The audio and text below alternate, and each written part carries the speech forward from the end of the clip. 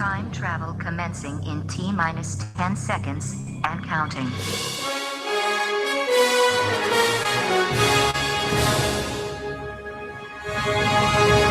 It's once again time to go back in time as we head back to the future on the WDW News Today podcast. Let's set our time coordinates for this week's trip through Disney Parks history with Professor Tom Corliss.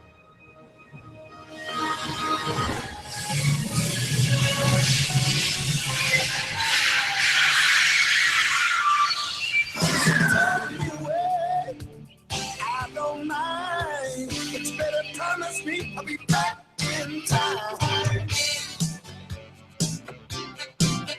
Gotta be back in time. It's time to go back. Where, Tom? Where? Back to the future, David. That's right. To better understand where the Disney parks are heading in the future, which is mostly just IP-based attractions, we have to look back at past favorites, past attractions, current favorites, and much, much more. And that's what we do here on Back to the Future in this 7-month delayed edition. Hope everybody's ready. Joining me for the segment, Allison Shee. Hello. David Smith, who thankfully jumped in and said Hey, the everyone. line. Todd Merrick. Hello. Jason Diffendahl. Hey, howdy, hey. We're not going to show any of these people, by the way. Marcy Smith. I'm going to put Marcy up because she has ears on. Hello. Star Wars, yes, that's completely applies to what we're talking about tonight. And Nicholas Cicero, remember this guy? When did you get all the Beauty and the Beast stuff? It's always been there. I change up what's back there. So. You had the Lumiere in the contract? I didn't know you bought that. Yeah. Anyway. All right, well, long time ago, last summer, a classic attraction at Epcot was closing, and another attraction was closing at Hollywood Studios. We were like, well, we should do Back to the Futures this month for both of those. And we did the Great Movie Ride, and then somehow we got roped into throwing this rent out of the Great Movie Ride, and that ate up all the time we had to do a segment for the other attraction that was closing. And so we never got to do a segment on the Universe of Energy at Epcot. And I think we announced that at some point we were going to do it in October, and that didn't happen. And then in November, we did Journey to Imagination instead. And through all that, none of that happened. So finally, here we are in February of 2018, and we're finally going to talk about it 6 months after it's closed, the Universe of Energy at Epcot. I know Jason is very happy now. No, actually, the research that I've done today has almost put me in tears. You know, it's crazy because we're now a couple months removed. Obviously, there was this big hoopla around these things closing last summer. And I kind of haven't, more so Movie Ride, but I haven't really been surrounded by anything related to Universe of Energy. I haven't heard the music in a long time. And then doing the research for this brought back a lot of memories. And suddenly it was harder today to go to Epcot and look at that building and be like, oh, yeah, that's gone. As opposed to, I think, the last couple of months where we've just been talking about what's replacing it and not really thinking about what we've lost. But anyway, we have plenty of time throughout this segment to reminisce and look back at what was the Universe of Energy at Epcot.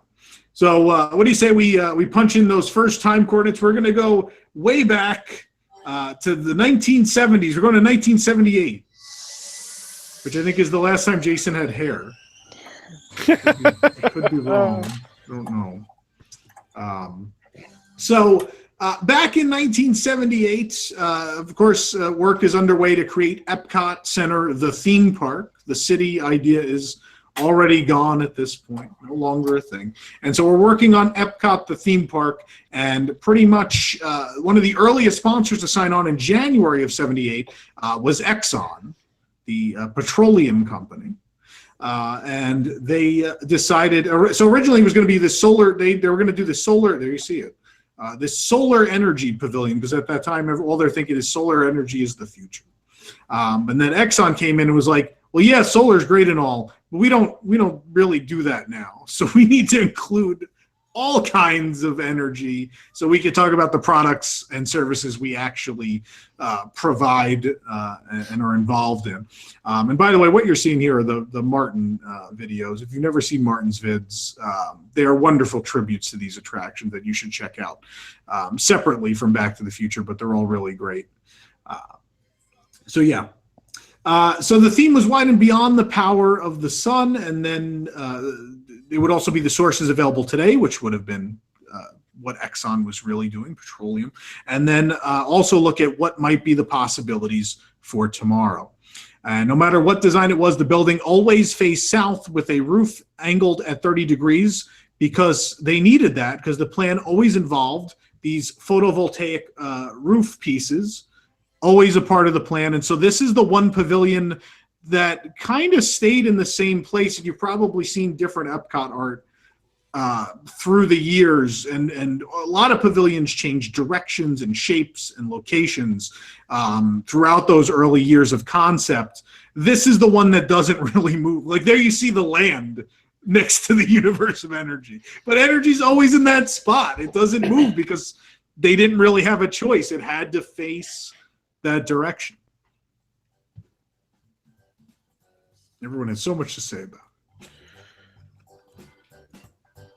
I'll keep going then if no one has anything to say about it. So the pavilion eventually was refined. They changed plans, and eventually they settled on this huge 430-foot wide, 270-foot deep structure standing at 65 feet tall and covering 105,000 square feet.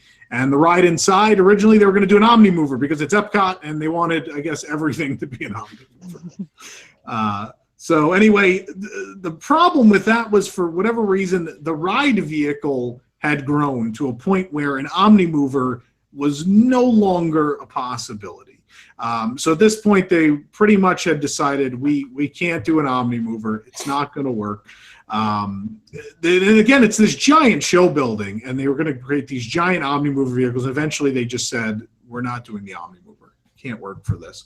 The other problem was the ride they had envisioned had so many track switches that doing that many track switches with an Omni Mover just wasn't a thing that was possible.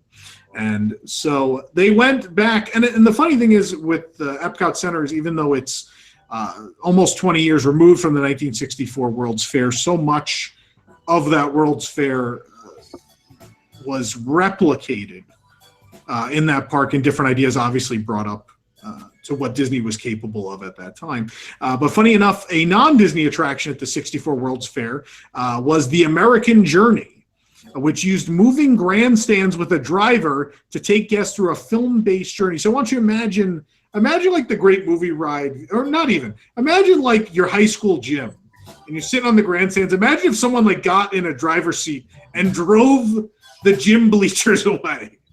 That's the American Journey at the 64 World's Fair. And so somebody thought of this, and they were like, well, how do we do that but without a driver? And so fast forward to 1976, and I'm going to mispronounce this, but Edgeman Automation of Holland developed a wire-guided driverless vehicle for warehouse and office transport. And so Imagineering saw this and said, well, that could be a ride vehicle. We should do that. And that's how the traveling theater system was born, out of this warehouse transportation system that had just been started in the 70s. And they came up with this way. This is how we're going to move hundreds of guests in a theater environment on this warehouse mover system. So curious, how big did the Omni Movers end up getting? Do we know?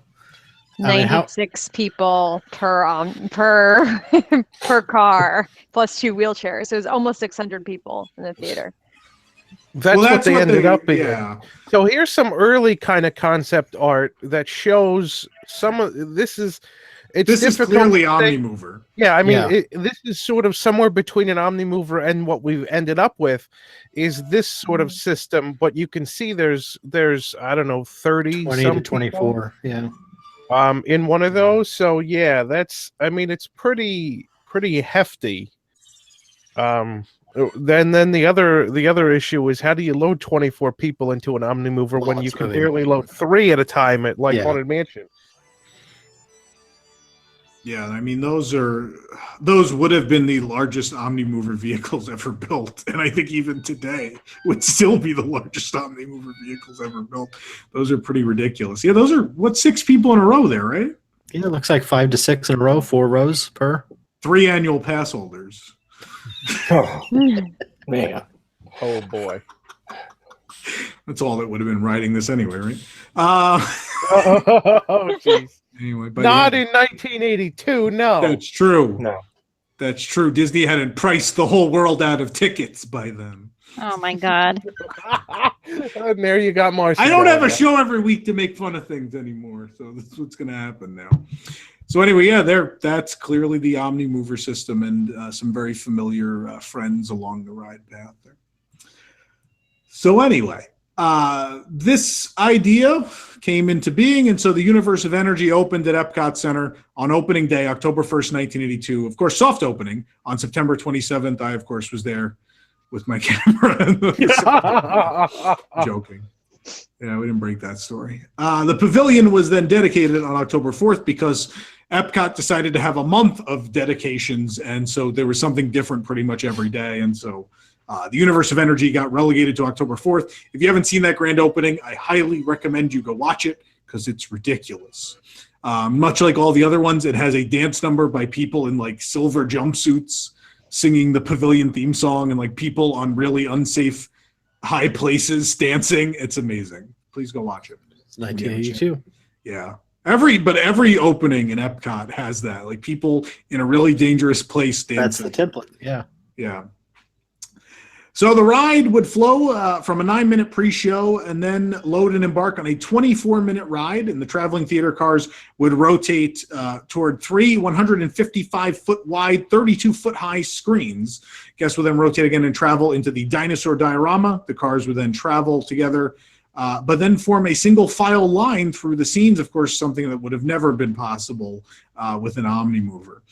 The theater then reassembled in Theater 2 on another turntable, and at the end of the scene, the screen would be raised and the cars would drive back into Theater 1, where guests would unload via the exit doors. That sounds really complicated, and for 1982 is incredibly so. And we're going to talk about the ride system a lot, because the ride system is probably the most special thing about this. Not that the film technology and things they did with the dinosaur scene weren't great, but the real star of this is this ride system, which doesn't really get enough credit because it actually changed the theme park industry forever and still today is affecting a lot of attractions. But we'll talk about the ride system as we go along. A pre-show theater would lead to the combined load and unload area. The vehicles would then travel through the full-size prehistoric diorama, which we have to talk about a lot because for most people, this is what either they remembered or loved about the attraction. This was usually the most important or favorite part for people. Certainly for kids. Yeah, but I think everybody. I mean, certainly, not that the film portions are bad or were bad. But I mean, if you ask people, well, do you want to ride through a scene of dinosaurs or do you want to watch a film about energy? I'm pretty sure most people would choose the dinosaurs. That would be like if you ask people, do you want to go to SeaWorld or Disney World? Most people are going to choose Disney World because there are things to see. Yikes. So, I tried to give you an analogy, Jason, so you understand. Hopefully that worked. Thank you. Thank you for the analogy. You're welcome. So anyway, the scene, the really interesting thing about the scene, obviously as a kid, I had no idea. You don't understand the reach of this beyond Disney World, before you become a fan and start reading up and looking at things. But the scene began its life many, many years earlier, again, at that 64-65 New York World's Fair as a scene on the Ford Magic Skyway, which was, of course, a Disney attraction. This scene was based partially on the Rite of Spring segment from Fantasia, so looks like the Universe of Energy had an IP in it after all. What do you know? And it became the only surviving part of the rides. And the interesting thing is the Ford Magic Skyway, not an unsuccessful attraction at the World's Fair, but ends up being the only one that doesn't live beyond the fair. Obviously, Great Moments with Mr. Lincoln, Carousel Progress, and It's a Small World all continue to live. This is the one that doesn't go back to Disneyland and never gets put anywhere else, but Disneyland at least decides, or Walt decides, well, we're going to take these really expensive dinosaurs and we're going to do something with them. And Walt, not being able to find another place for them, decides, what the hell, put them along the railroad. People can see them on a train while they go from Tomorrowland to Main Street. Walt, of course, his first time using his famous line of "Who cares?" was when he put the dinosaurs between Tomorrowland and Main Street. And so it became a part of the Disneyland Railroad. And then all these years later, they decided, in telling the story of energy and talking about fossil fuels, what better way? Why don't we show people when fossil fuels began? And they take you back to the age of the dinosaurs. And of course, they decided, well, if we're going to do dinosaurs again, we've already got the molds, right? Why don't we just do that again? There's nothing wrong with these. And in some cases, I say they use the molds, but in many cases, they were recast. They're different figures. They just bear a resemblance to the Disneyland ones, because this was Epcot and no corners were cut in the creation of Epcot Center. And so they decided, we're going to basically do this scene again, but in the grandest form it's ever existed. So to make that scene, they would need 250 trees, sculpted rockwork, hundreds of plants to create that new primeval world. And the diorama would cover 300 million years, traveling from the Carboniferous to the early Jurassic and into the Cretaceous period. And the show would begin at night with the stars twinkling and a thick fog covering the ground, using the largest fog machine installation by WED to that date. Dawn would break, the sun would appear, and the heat would increase. The wind would pick up, the sky would darken as the storm from the earlier film, the first theater room, would catch up with riders at this point. Rain would begin, an actual real effect. So I want you to picture, those of you who never rode the original, over the dinosaurs in that first room was an actual rain effect. Water would actually come down from the ceiling. This didn't stay because money. And they decided this was going, this was expensive to maintain, as any water effect is, and we'll talk about that later. But also the lightning effects would intensify, and the cars would depart as the storm reached its highest strength, because obviously that's the safest time to leave, in the middle of the storm. And the scene would feature 8 brontosaurus, 6 dragonflies, 2 snails, claims many a site, even though 3 snails were present later. So it's unclear if there were only 2 back then and they added another for some reason. We don't really know. Different sources have different numbers on that. There were 2 millipedes. Yes, complaints probably. Yeah. Not enough snails. Excuse me, my annual pass went up 10 cents this year. I would like an extra snail. 2 millipedes, 2 Edaphosaurus, a Stegosaurus, an Allosaurus. Yeah, that's not a T-Rex, kids. 3 Trachodons. I didn't even know that's what those were. 7. 7? Yeah, 7 Pteranodons, an Elasmosaurus, and 3 Ornithomimus. This would equal 36 audio animatronic characters, which is 36 more than Paris's second gate. For those keeping track. So this is the hallmark, obviously, of Epcot, is these big audio animatronic spectaculars. And even though this is a mostly film-heavy attraction, this one scene has 36 animatronics, which is ridiculous. Did it used to have a smell effect in there? It Or did. is that something I created? No, I think there were several. There was definitely a smell effect in there of like a musty odor, and I remember reading about this. Well, that was when it closed in August. There was no. Oh, jeez. No, that was the Polynesian resort.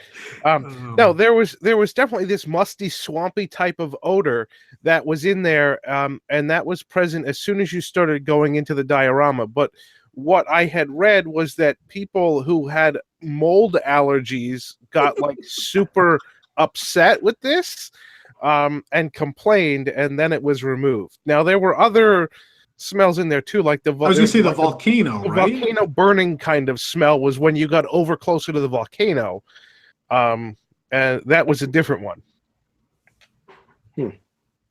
Yeah, and the smell thing was completely new at the time of Epcot Center. That was when Smellitzers came into being, Jason's favorite, the Smellitzers. The Smellitzers. Which was when they thought, like, well, we're doing lighting and sound and all these other things. Why don't we do smell?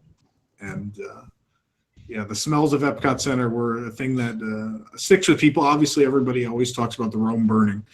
And you guys remembered musty odors and others in the universe of energy. So stays with people. One thing people don't realize there, one of the big highlights of the scenes, the two diorama backdrops were two of the largest ever created by Imagineering. The larger was 515 feet wide and 32 feet high. And kids, I want you to imagine this. In 1982, there was no printer to print this mural. So these people had to paint a 515-foot wide mural that then had to be transported, rolled up, and then hung in the background of that building. So just so you know, yeah, murals aren't always a thing that, and I know now, the more recent projects, someone will hand paint the mural, it'll get digitized, and then basically printed onto the wall. And not that there's anything wrong with that. Those tend to last longer, they're less maintenance, and they look just as good in many cases. But there is, that level of hand craftsmanship in a lot of original Epcot is there in Universe of Energy. It's not the same. It's not the same? No, it's But do you like... think the average guest knows that, like, the Little Mermaid mural isn't hand-painted? Well, I could tell in The Little Mermaid when they used the scene at the end when they had the computer animation. When you went from hand-drawn, it's the same thing. Like, hand-drawn is so much more work. Yeah. Well, the nice thing is I think a little bit of the Be Our Guest one got hand painted. I know they like printed a base and then they like hung it backstage at studios and actually hand painted like accents and things on it, which is cool. But yeah, I mean, times change, and if you can print something that you don't have to go back and fix all the time and looks almost as good, I mean, I think it makes sense. They wanted to use dot matrix, but it got jammed. Wow. Kids, look it up. And of course, that diorama scene would climax with wind, lightning, rain, and volcanic eruptions, just as if you had just eaten at Tony's. So, Wow. And yeah. Anyway, I want to talk about this scene a little more because I think one thing I didn't even know, I had zero idea, is there is this time progression that takes place in the Dinosaur diorama that is supposed to cover this period of 300 million years. I didn't, and the average guest and myself don't ever think of this, and it wasn't necessarily really explained in the ride either, but you are sort of traveling through time. Yeah, you start in the age of the millipedes, and then you end up at the age of Ellen DeGeneres. Oh, man. So, yeah, I want to talk about this backstory a little bit. So, yeah, it covers 300 million years of Earth history. There was no dialogue here, so it wasn't explained or anything. But in the original Theater 1 film, you would witness the creation of fossil fuels from plant and animal matter. Jason, I don't know if we have do we have the video of Theater 1 and maybe some of this diorama we can put up? Yeah, let me go ahead. Keep talking. I'll keep get to there. We witnessed the creation of fossil fuels from plant and animal matter deposited millions upon millions of years ago. And as the film comes to a close, we witness dinosaurs in a lush primordial forest. And the narrator dramatically beckons us to come with us now and experience a few moments of that dark and mysterious past. And as we enter the primeval diorama, we are cast back nearly 300 million years to a dank and murky swamp. We're in this is the Carboniferous period. A thick blanket of fog covers the ground, giving the space a surreal, dreamlike quality, and a pungent, earthy smell that we just talked about fills the air, unless you have allergies. It needs to be removed. A fierce storm that began in the film now raging in this mysterious realm as lightning flashes and prehistoric trees sway in the wind. It's easy to imagine that we've indeed entered the world we just seen in the film. And suddenly we're... what is this word? I don't even know what this word is. Anachronism? Is that what it is? Yes. An Edaphosaurus and giant millipedes eye us curiously as we pass. We settle for a moment and then push forward. Directly ahead, a placid family of brontosaurus frolic in a shallow pond. The storm has passed and the horizon lightens with the sunrise. The lighting effects in here were really fantastic. I think we're a little too far back still, Jason. But the lighting effect here is amazing. A lot of it was backlit and front lit, all to make these really stark transitions from day and night and the colors of the sky. And I think it was really stark. And I mean, even in later years, the later version of the attraction was always cool how it started very dark and dim and slowly came to that full light. And it was way more stark back in 82 with the original version. There was a lot more going on in that sky, and it was really, really neat. And then, so one of the adult brontosaurus would slowly lurch forward to get a better look at these strange creatures from a faraway time. In a matter of moments and a few dozen feet into the journey, we've already covered more than 100 million years. You've left the Carboniferous period behind, skipped over the Permian and Triassic periods, and have entered the early Jurassic. And no guest even knew what was going on. And as you move deeper into the diorama, the Jurassic period continues to unfold with trachodons to our left and a fierce fight between the Stegosaurus and the Allosaurus directly ahead. A careful observer might also notice a subtle shift in scenery. The lush greenery now gives way to rocky outcroppings, and the fight to the death between the two dinosaurs hints of the struggles ahead. Massive rock formations would teeter and threaten to tumble down upon us. Yes, this was removed, surprise, belaying fierce geologic activity. And we've entered the Cretaceous period at this point, where it's now a mere 65 million years in Earth's history, back in Earth's history. And the landscape is changing dramatically, becoming more and more hostile. And a family of Ornithomimus to our right watch helplessly as one of their own is trapped in a bubbling mud pit and drowning. Yeah. So the next time you think, I want family entertainment in my theme park rides, I don't want to learn things, and I don't want to handle any tough issues. In 1982, we watched a dinosaur drown. So, yeah. To our left, a fierce Elasmosaurus lashes out, and pteranodons squawk from their perches high on the rocks. The anguished cries of these creatures reach a deafening din, echoing the chaos that threatens to envelope them. Perhaps they sense that their world is coming to an end. Just ahead, a volcano's violent eruption spews pungent sulfurous death, signaling the end of the Cretaceous period and ultimately the mass extinction of the dinosaurs. Some fun facts about this. This scene, I know we said they never cut corners in Epcot Center. There was a lot of things cut from this. The Elasmosaurus was going to fight like another sea creature dinosaur thing at one point, and that got cut. And then eventually he's fighting a bird, and eventually he fights a lady. So, I mean, he didn't have a real good life. Lady with the branch. And then a rock after that. But yeah, there you saw the actual rain. And Martin's video has a really great layout of all these animatronics. There's a lot.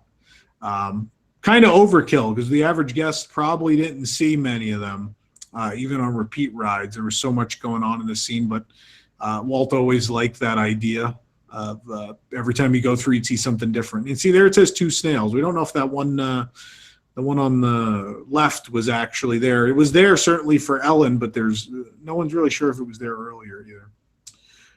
So anyway, we narrowly escaped the violence of the scene, ourselves passing into a cavern at the base of the volcano, and the final chapter of the dinosaur's history is scribed into the surrounding walls of the rocks as fossil remains.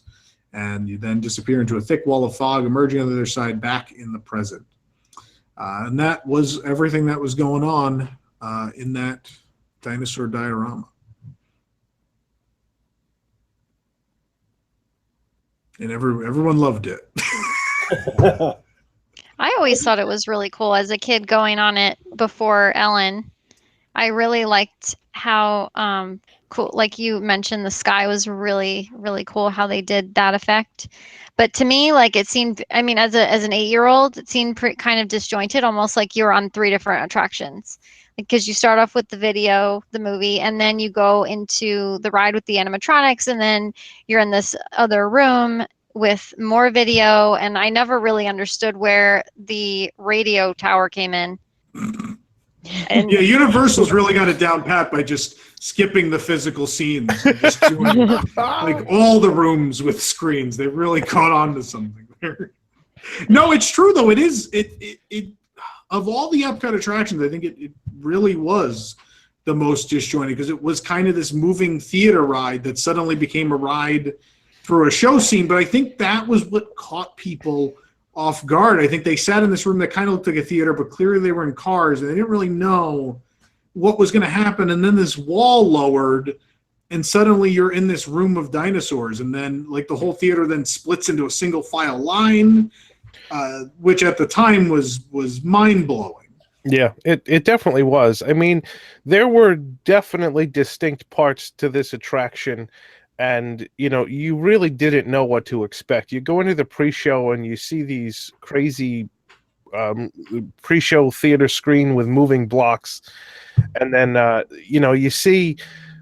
you go into the theater cars and there's these purple curtains that are sort of covering the walls. And then, the purple curtain rises and you go through the wall to the dinosaurs. And then you get into the once you're all the way through the diorama, you're going to do another theater that talks about energy, and then you go back into the original theater, and there's like mirrors on the wall. You go through the screen back into. You go through the screen back into the first theater, then there's mirrors on the walls. So you don't even recognize when you get back to the end. You don't even recognize that you're back in the original theater because it looks totally different. So that it definitely had, show scenes, as you might say, but they were definitely different than any other attraction that people had experienced up to that date. Yeah. I remember being surprised when it started moving, thinking that it was going to be more like a carousel of progress type of thing where like the room might rotate or something like that. And then I also remember being absolutely terrified by how close it got to these gigantic creatures and like covering my face every time I was in the ride.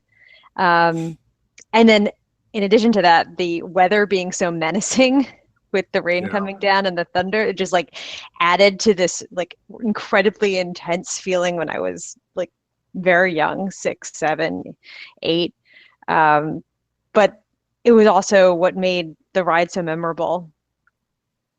Yeah, I think that's why they got rid of the storm. I think kids were menaced enough by the dinosaurs that when they redid the ride, they were like, we don't really need a really nasty looking end of the world like storm, on top of giant killer dinosaurs. We can kind of just do one of them. Think about that sea serpent that comes out. That's what frightened me the most was the teeth of the sea serpent. Yeah. Was very frightening. But also going back to the pre-show, that was probably one of my favorite parts of the ride. I just thought it was real impressive seeing screens do something I'd never seen do before, and being able to project on different sides of it and use them to make the shapes of whatever they were presenting on the screen. I thought it was really impressive. Yeah, I know that's Jason's favorite. While we're there, since we're talking about it, I have a little bit on that pre-show. Czech filmmaker Emil Radok designed the pre-show, which was 100 three-sided rotating cubes. And Jason, I know we can pull up some video so we show people a better idea. They were not rotating cubes. What were they? Well, blocks. They were rotating triangular pieces because they had 3 sides. There you go. They'd make up the screen. They were blocks, whatever. Each block was computer controlled and would move upon command during the film presentation. The original pre-show featured an 8-minute live action film presentation of the various forms of energy found in nature and traced the history of how mankind harnessed these different forms of energy for his use. This unique film presentation was known as the kinetic mosaic and was invented by Emil Radok. The mosaic screen, again, there was 100 of those prism-shaped flip screens, reminiscent of those on the classic game show Concentration. Look it up, kids. Arranged in a 25 wide by 4 high array. And these flip screens rotated under computer control, were synchronized to the motion picture that was projected onto their surface via 5 synchronized motion picture projectors. Each flip screen contained 3 sides with white projection surfaces on 2 sides and a matte black surface on the third. The combination of the film and the screen's rotation created this undulating, sometimes three-dimensional appearing images. And during the conclusion of the pre-show, the song "Energy, You Make the World Go Round" was played. And you can see here, it's kind of like projection mapping before projection mapping ever existed. It's a lot of the same ideas where, we're projecting on a bunch of squares, and they did that effect where all the squares just sort of fall away. And then you'll see here doing that turn there, and some it of makes them things turn. look three-dimensional. Yep. Yeah. So kind of in a lot of ways the precursor to projection mapping, but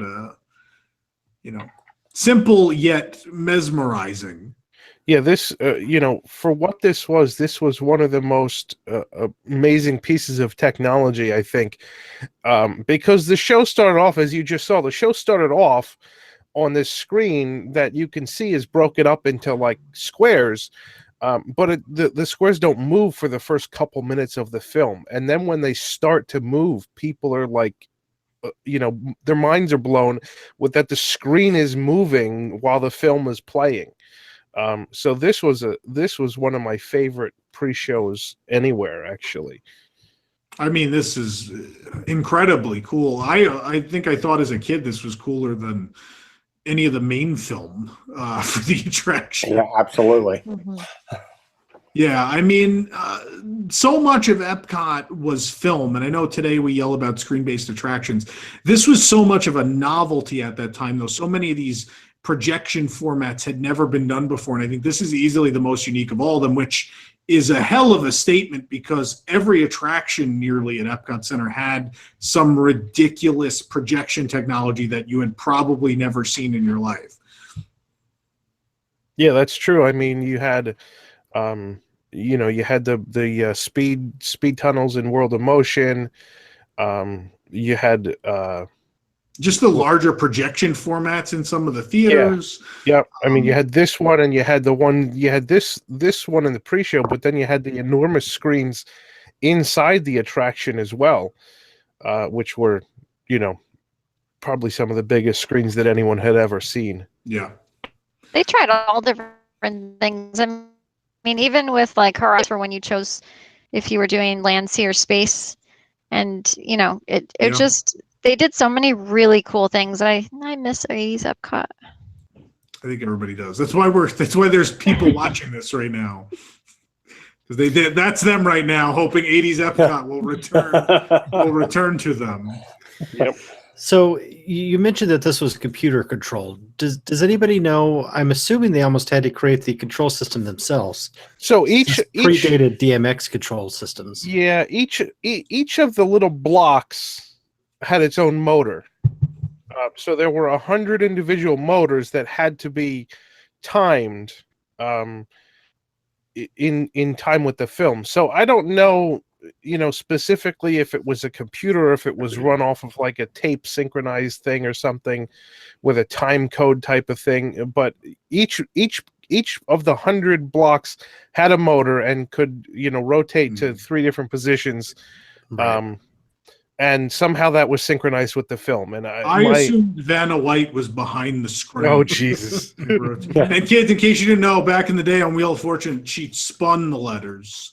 It wasn't like a touch screen. Yeah, I had kind of thought that there must be data tracks on the film to keep it perfectly synchronized. That's my guess. I don't know for sure, but that's my guess.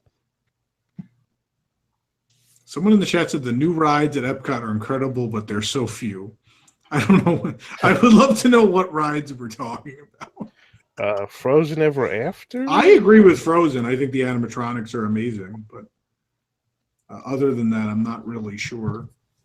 It's a shame they got rid of this when they upgraded, or changed the ride. Why? I still don't understand. I still think it was novel. It was. And I think part of the reason they got rid of this was because money. Well, maintenance. I mean, the blocks were maintenance problems because apparently the motors were not, the little servo motors that rotate the blocks weren't super reliable and didn't work reliably a lot of the time. And so, this was back when they had, show quality standards where if a certain number of blocks weren't working, the whole ride was down until they got fixed. So now there's Ursula's head falling off, and people are riding. But I think what's really remarkable about this particular film, and I still wish they had kept it, is it doesn't scream 80s to me. It still looks futuristic 35, 40 years later. Yeah, in a lot of ways it is. I mean, it's probably one of the few that would have held up. I mean, there's nothing in this. It's not like riding Carousel Progress where someone's yelling laser disc, Right. And car phones. Yeah, I mean. Yeah, this I still exist. As a pre-show to an energy ride, this was actually pretty timeless. Not with the exception of the song. Not that the song isn't amazing, but the song definitely sounds like it was made in 1982. Yeah. So what do you say? This part is very 80s. This part. That's true. This is where Marlin finds Nemo. That's like that looks just like Magic Journeys there. Looks like an advertisement for a yoga studio. That's kind of modern. There you go. But yeah, I mean, honestly, I wouldn't care if they replaced the film as long as we had a different film that still used the blocks. The problem is Jeopardy didn't look too good on the blocks, so I think it was kind of.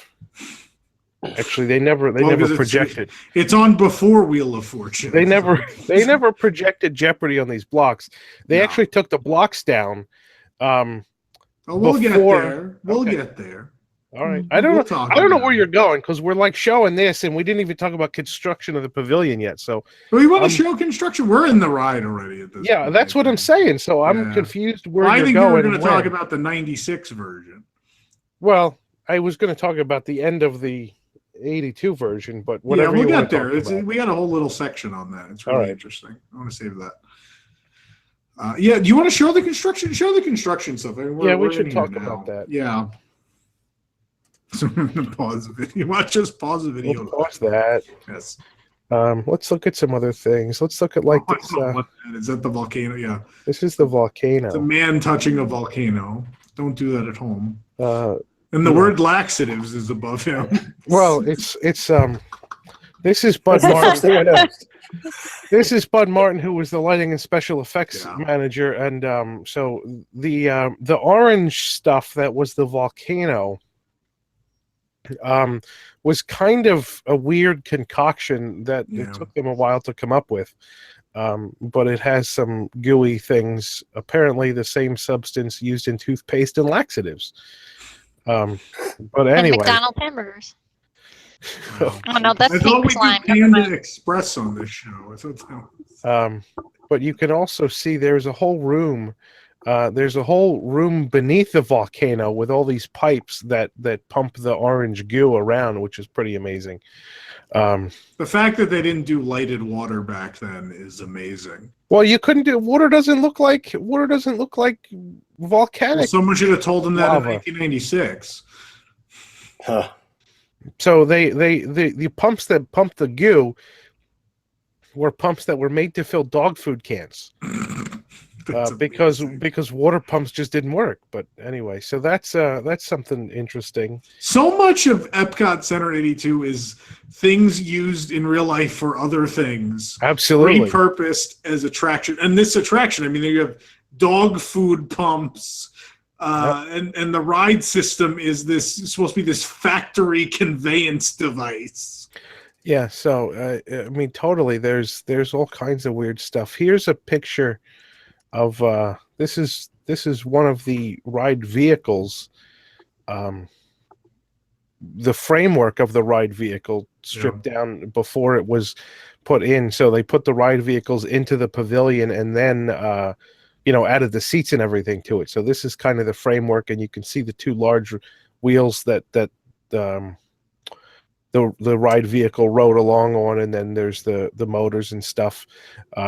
This is actually really neat because you can see this is the Epcot parking lot in the back of this picture. Yeah. So it's pretty amazing actually when you look at aerial photos how close the back of Universe of Energy is to the actual Epcot parking lot. Well, we're learning that now as we're watching them build Guardians of the Galaxy. Very true. It's right there. Very true. So let's see, what else do we got here? Here's a pretty neat. Let me get this a little bigger, and then we'll put it up. So here's a pretty neat. This is the construction of the turntable in what I believe is the Load Theater, Theater 1. So that's the turntable. And then that would get covered with flooring, and that's where so you can see these pads here in the turntable. These are the charging pads that would charge the ride vehicles when they were on this turntable. So the ride vehicles would be here in the 6-pack formation. You can see what I think these are the purple curtains. And then so this whole entire turntable was like a steel superstructure that rotated. We actually have there's a sort of schematic. Let me bring this one up. We're going to talk about the turntable a bunch. Oh, okay. You want to not talk about it now then? I mean, it's up to you. We can. I have to find. I'm jumping all over this script. Well, okay. I'll bring some more pictures up. So here's another construction picture of the ride vehicle. And yes, the vehicles used to be purple, folks. And that was even until recent. In the 2000s, they redid the plastic cover on the vehicles, and that's when they went to blue. Yeah, no, purple was... So this looks like the seating section, and this is before it was attached to the base? I believe so. So I believe this is the seating section that then gets picked up by this crane and put on top of the base, which was that other picture that I showed right 2 times ago. So that's my read of what these pictures are, yeah. Let's see what else we can talk about. So that's... Oh, I have a pretty neat picture. Where's the one at I'm looking for? Yeah, give me a minute to find it. It's around somewhere. Yep. Another fun. We talked about the film real quick. I want to mention quickly, and you're seeing how big the warehouse was, so it's worth mentioning. The 3 theaters played 4 films throughout the rides. The pre-show was on 5 35mm projectors. Theater 1 had 3 70mm projectors and a 35mm projector, and Theater 2 had 3 70mm projectors. So a lot of film to be shown in this pavilion. You can see that's why it was so big, and you see one of those projection surfaces back there. This actually, I think this may be the diorama scene. Is it really? Before anything is installed, because this is clearly a doorway. Could that be the exit? That could be Theater 1. This could be Theater 1 and you're looking back into Theater 2 with the exit, or this could be the diorama and you're looking back into Theater 1. I'm not entirely sure which it is. Turntable down there. I mean, it doesn't look like the turntable to me, but I don't know. But this is definitely construction of either... this is either the diorama before they put anything in it, and you're looking back into the load area. That's possible, yeah. That's what I think it is, but I could be wrong. I mean, it's just too big of an area, I think, to be one of the theaters. And that's what this building was. Just a lot of big open space. Yep, enormous. Massive building, yeah. Do you have more? Is that go ahead and talk about whatever it is. I want to talk about the ride vehicles. Let's talk about the ride vehicles on the turntable. Each ride vehicle is 29 feet long and 19 feet wide, and each could hold 96 guests plus 2 wheelchairs loaded via ramps. Each vehicle had a 6 horsepower motor and 8 12-volt lead acid batteries. Lead acid batteries charged via induction pads, which Jason pointed out already, on both turntables. So the fun thing with these induction pads in a ride system, these are still things we're using today on newer rides. So this induction system gets used again.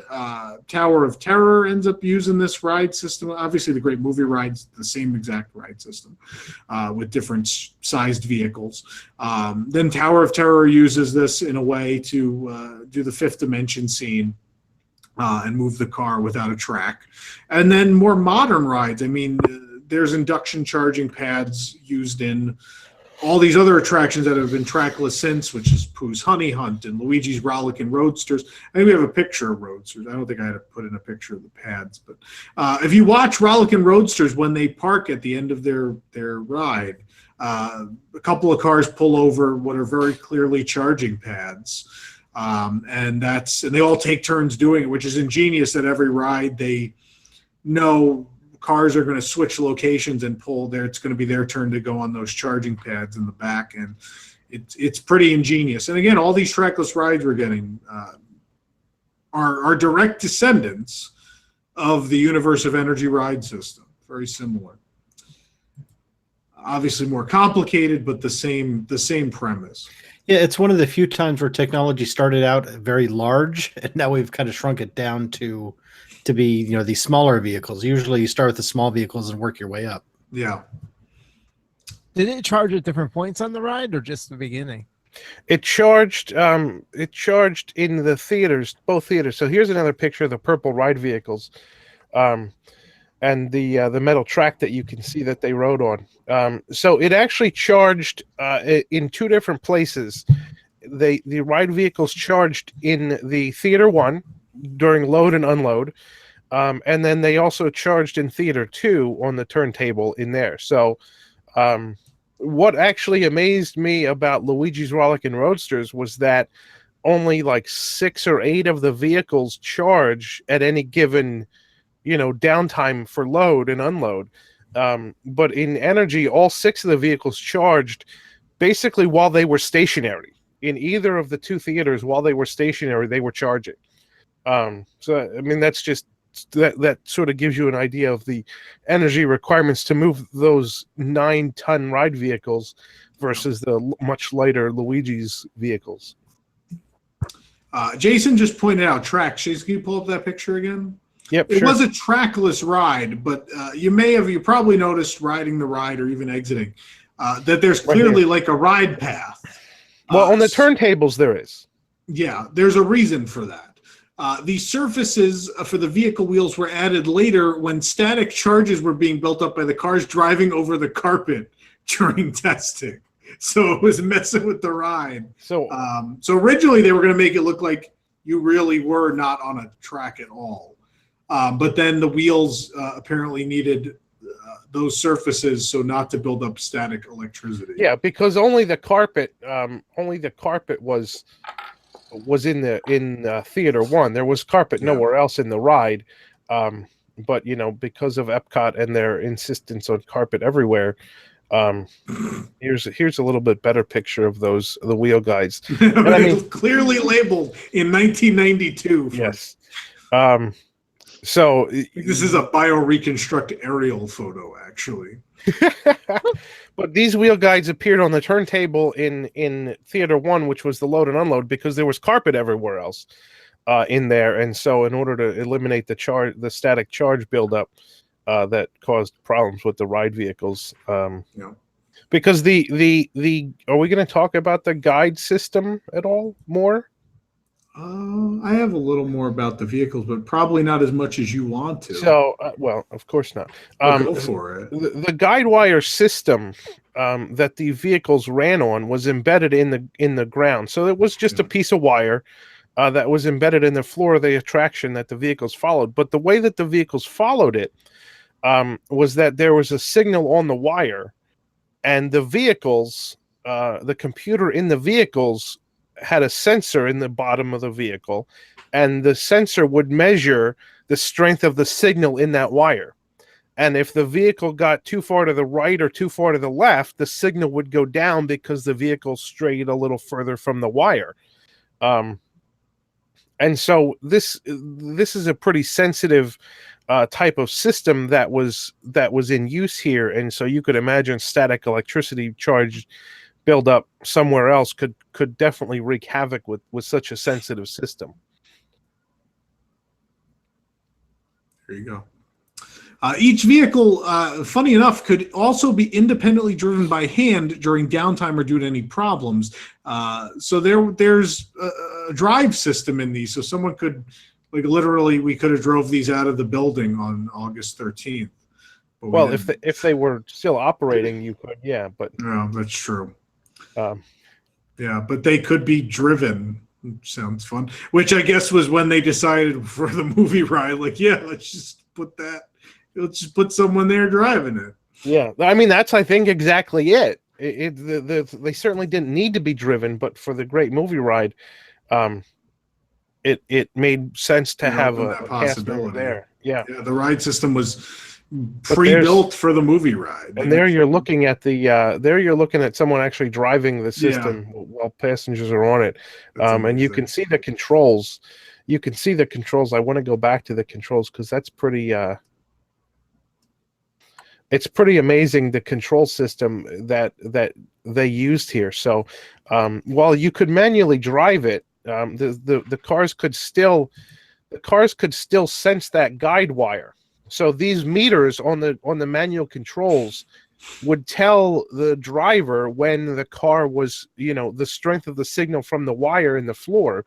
And if you got too far away from it, and then you had to sort of go find it yourself manually, and that means you had to know whether you were too far off to the right or to the left in order to get back to center. So it was kind of, it wasn't like a steering wheel. It was a little bit trickier than that for sure.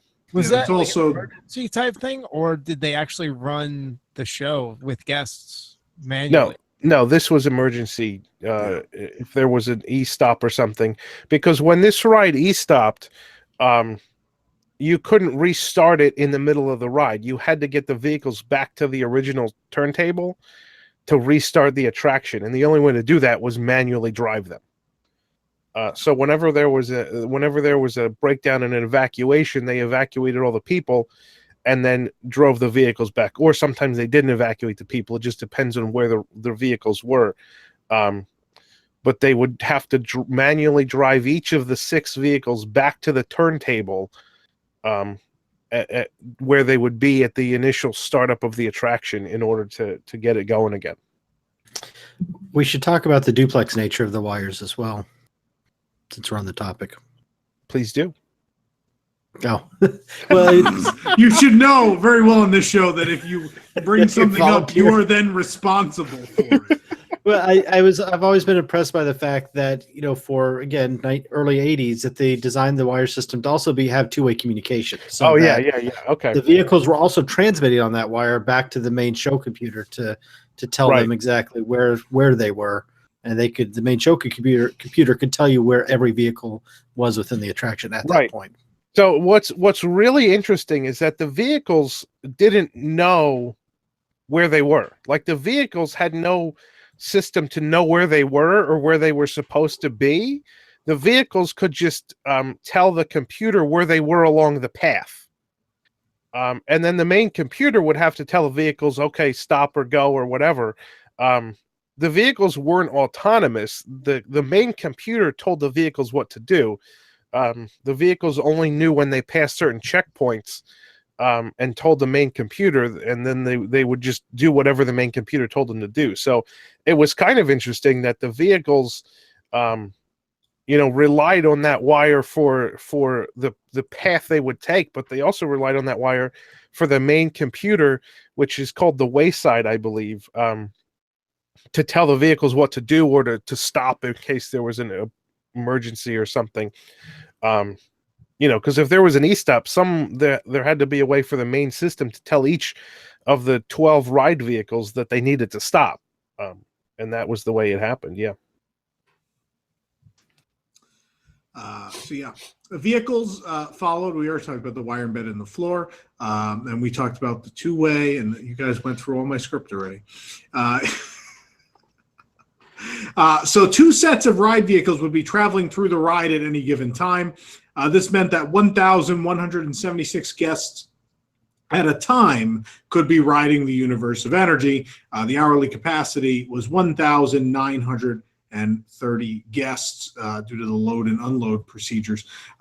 People always assumed, and I assumed, that it was higher, but the load and unload process and the length of time of the shows played a factor in that. Not that nearly 2,000 an hour is bad, but it's not by today's standards, necessarily earth-shattering. Like Toy Story Mania, if fully operational, which it is not currently, does somewhere in that zone. Yeah, I mean, if you look at this graphic here, which I'm going to zoom in on, so there were 12 ride vehicles in operation at a given time. Basically, and later we're going to lay this over with my Guardians of the Galaxy excellent schematic. This so as one set of ride vehicles was in the diorama, right after that set, actually you could see this if you were in the first vehicle. As the first set of ride vehicles is in the diorama and the doors are closing behind it, the second set of vehicles is leaving Theater 2 and going into Theater 1. So if you were in the front row of one of those vehicles in Theater 2, as soon as your door opens to Theater 1, you could actually see straight across and see the vehicles in the diorama as that door was closing. That's how synchronized they were to enable them to have two sets of vehicles through the ride at one time. So as you're in the diorama in Theater 2, load and unload is happening in Theater 1. Yeah. Was the way that the show worked. So there were 12 vehicles in motion at any given time. There was a 13th spare vehicle, and the ride could actually operate on as few as 10 vehicles. There was a 5-pack configuration where the vehicle in the front and center, which was this one, if more than one vehicle was inoperative, including the spare, then this one would go missing. And so they could run with 5-pack configuration in both sets, so they could run with 10 vehicles. They could run with 4, as they did in the last days of the ride, too. The middle lane would stay. And yeah, that's right. So I think that was the lowest. Well, that was possible. But that was enabled in some of the 96 upgrades. That couldn't would that not have even been possible back then? Was not possible in 82. Okay. In 82, it was only possible to run with 5-packs. You couldn't run with a 4-pack. But certainly the computer upgrades in 96 were what enabled that. And of course, this graphic was made using themed elements from inside of The Wonders of Life. It looks like something that's on the wall in there. Oh boy! Anyway, the colors, it's screamed. That or the TTC, one of them. Anyway, a fully loaded turntable weighed over 80 tons. So to move with ease, Theater 1 had 60 airbags attached underneath. Theater 2 had 53. The bags are inflated but allow air to escape through the bottom as more air is pumped in. This provided a cushion of air on which the turntables actually float by an inch and turn with no friction. Because these are large turntables. And I mean, even small turntables are complicated, as we learned in our imagination Back to the Future. That turntable gave them a lot of problems. That was not nearly the size of this turntable and not nearly moving as much weight. But this thing was a behemoth. So here's kind of a schematic of the turntable and underground the turntable. This was in Popular Science magazine. You can, in fact, you can see. So we showed a little while ago the steel infrastructure of those turntables, and that's what's yellow here. And then the airbags are under that to provide the cushion. And then there's motors. There's motors that run along the outside of the turntable. That basically propel the steel. So actually these motors work just like Mickey's Fun Wheel, where there's a piece of metal that runs around the entire thing, and the motor has a wheel that simply drives that metal piece. That's how these turntables operated.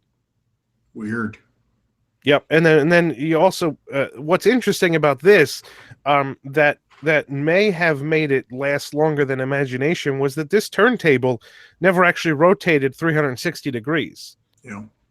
You went in, you started in Theater 1 looking straight ahead, you rotated to the right to get into the diorama, and then the turntable had to rotate maybe 20 or 25 degrees back around a little bit to line up for the Theater 2 cars to come back. And then you'd rotate to the right to view the show at the end, and then you'd rotate around to exit. So this wasn't a continuously rotating turntable like Journey into Imagination was. Yeah. I mean, it went both directions, but it never had to keep spinning and spinning and spinning, which may have certainly helped with the longevity of it. Yeah. All right. Anything else to share about the ride system, Jason? Do you have anything else? I think I've gone through all of it. Okay. I feel like we've covered it at this point. I want to talk about power source. So supposedly, and as advertised, some of the power source that was powering your vehicle came from the roof, the photovoltaic roof, which would have been 7 kilowatts of DC power coming through 2,156 photovoltaic cells on 2 acres of the pavilion's rooftop solar farm. And this, of course, brought in the tagline, which was "You're riding on sunshine" in this attraction. And then many have argued over the years that you probably never actually did. Did it ever work? No one really knows. But I think it did. This is an image of the installation. And you can see there's a cameraman in a crane bucket there videotaping that. So that videotaping. He's being filmed. He's filming the installation for the pre-show. Yeah. Or not the pre-show. This would have been in theater. This is theater 2. Is theater 2. Yes. Yeah. So the film that he's filming there is for theater 2. Probably the only attraction to ever. Talk about well, it. I mean, at least at that point, yeah, like Carousel Progress, obviously, in later years did for its historical purposes, and some of the other ones. But this attraction, like, talked about its own role in the future of energy. Yep. So this is the installation of those cells. And a shirtless man. Well, of course, because it's hot in Florida. This is the summer of '82. It's hot. I'm not sure this would be allowed now. I don't think. Back before safety. Yeah, right. Well, that's why things got done in 2 years. Exactly. Boy, all of Epcot got built quicker than one ride at this point. All of Epcot got built faster than Choza de Tequila. But so this is the installation of these, and from numbers that I've read, these cells produced enough power to run about. Well, they produced power that ran at 15% of the power requirements of the vehicles. So you did ride on some amount of sunshine, but it wasn't a whole lot. Wow. Anyway, let's talk about. I want to talk about the other films a little bit. Jack Boyd created the Theater 1 show with the largest multiplane animation to that date. Upon entering the theater, guests were seated in one of 6 sections. The seating area would rotate 180 degrees to face 3 large movie screens for the first film, a 4-minute hand-animated film that depicted the beginnings of life on Earth and the formation of fossil fuels. This was actually, for me, this is what has stuck with me the most other than the music. But the music comes just from, like, the official album. Like, that's my memories of the music. Like, I know it played there, but I remember it more, I think, from hearing it later. But my actual memories of the attraction, I think, are mostly of this hand-animated part. I know most people don't talk about it, but it was beautifully done. The dinosaurs and things were just really, really well done and really neat. It had a unique style. And I just loved this part. And it was like the shortest film portion of the whole attraction, but to me stuck out the most. And I couldn't tell you, other than the part that shows the universe energy. Before rewatching stuff, I couldn't really remember any of the other stuff that was shown in film, other than the tiger like running at you in the pre-show. But this animated sequence always has stuck with me. I just thought it was so well done and so beautiful. And it's one of the few things that childhood memories come through of, is this whole sequence. You're talking about the Theater 1? Yeah. Right at the beginning. So that's where we are in Martinsville here, I think. Which is the largest. Again, it was, and a kid, you don't understand that, but they were still doing multiplane hand-drawn animation, and the idea that we're going to do that on this size format screen, just mind blowing, and it's such a beautiful piece. And we'll, Jason, hopefully you can get to it before you stop talking about it. Yeah, I don't really have anything more to say about it. Jump ahead. I think it's almost ready to start. We're turning towards it. Yeah. At this point. One thing I'll mention while we're here it's coming. Yeah. Yeah, there we go. This is just the part with the balls. What's wrong with the part with the balls? It gets more interesting, I assure you. How much further ahead do you want me to go? This is like watching News Tonight after the monologue. So just in case you thought Universe of Energy was a boring attraction, I found this tidbit here. This is a snippet out of a Disney book that specifically tells you that Universe of Energy is one of the most popular attractions at Epcot. They would never lie. Of course not. I mean, it certainly Definitely was the back top then. 100. Here we go. Look at this. Out of focus. It's such a beautiful sequence. I love this.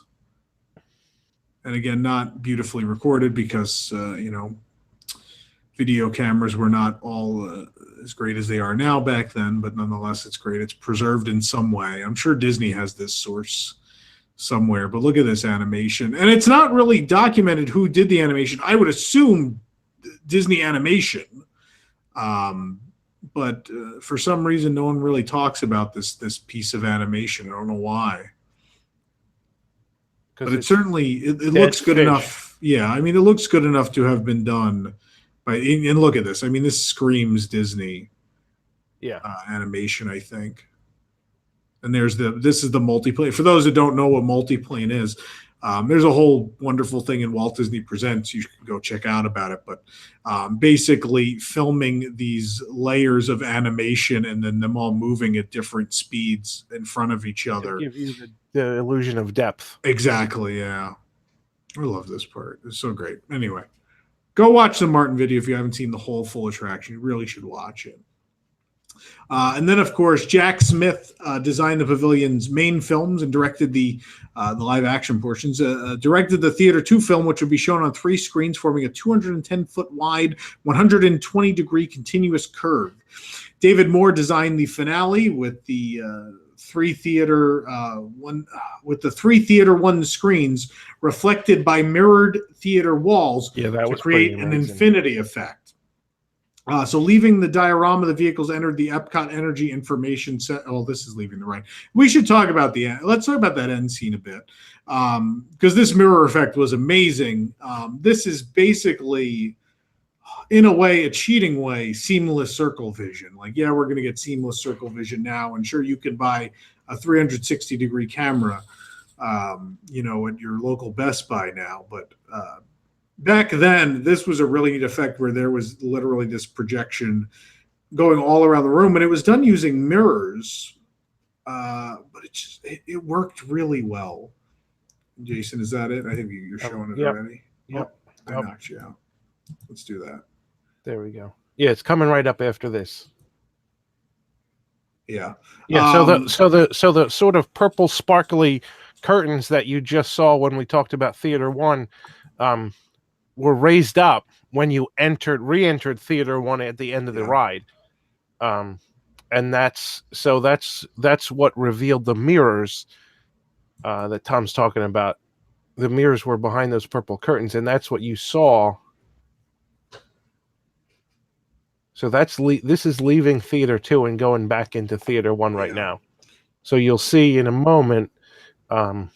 Theater 2 was supposed to be the Epcot Energy Information Center. That's where you reassembled. And there you were given a 12-minute live action film look on the 3 big screens about current and future energy resources. And then you moved back into Theater 1, which is when you got this show.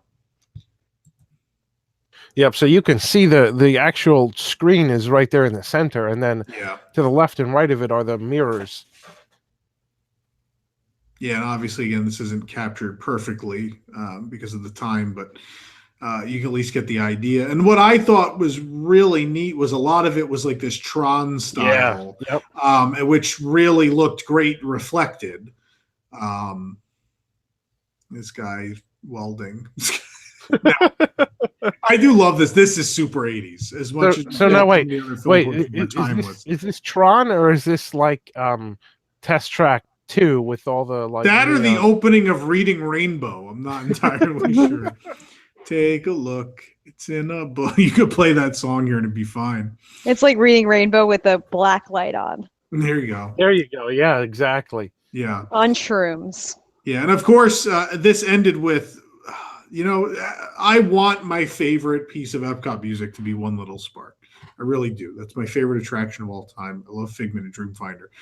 But I'll be damned if the catchiest piece of music I've ever heard in my life isn't Feel the Flow. Yeah. Which ended this, which was amazing. And to this 360-degree projection thing that's going on was pretty perfect. Yeah, it got dated, but at the time, like even as a kid, it was still pretty dated for me, but I still remember this part. I remember loving this part. It's such a great song. Which we can't play because then this won't clear YouTube. So you should go listen to that elsewhere. Up until Ellen's version closed, I would still get the original song in my head every time I left the building because it was so ingrained in my DNA after watching this so many years. Yeah. And the exit music. No one talks about the exit music of the original Universe Energy enough. It's this real funky version of all the songs that played through the ride. And it's magnificent. And I suggest you go listen to that too. And it's somewhere playing in the background, hopefully. I don't know. I haven't heard the background music in ages. Who knows if we lost it. But they would play as you're exiting here. And there you see the curtains are lowering while you're leaving. Yep, I hear it somewhere. Is that what you're talking about? Yeah. You heard that? Okay. I heard very faintly, but yeah. That's me sticking my headphones around my microphone. Real jazzy. Anyway, yes. Those curtains. Oh, man, those curtains. Like Johnny Carson's going to come out from behind them. The carpet. Oh, man. Anyway. So you'd exit. I think we're going to see this room. I want to talk about this room. Because very clearly they built this pavilion.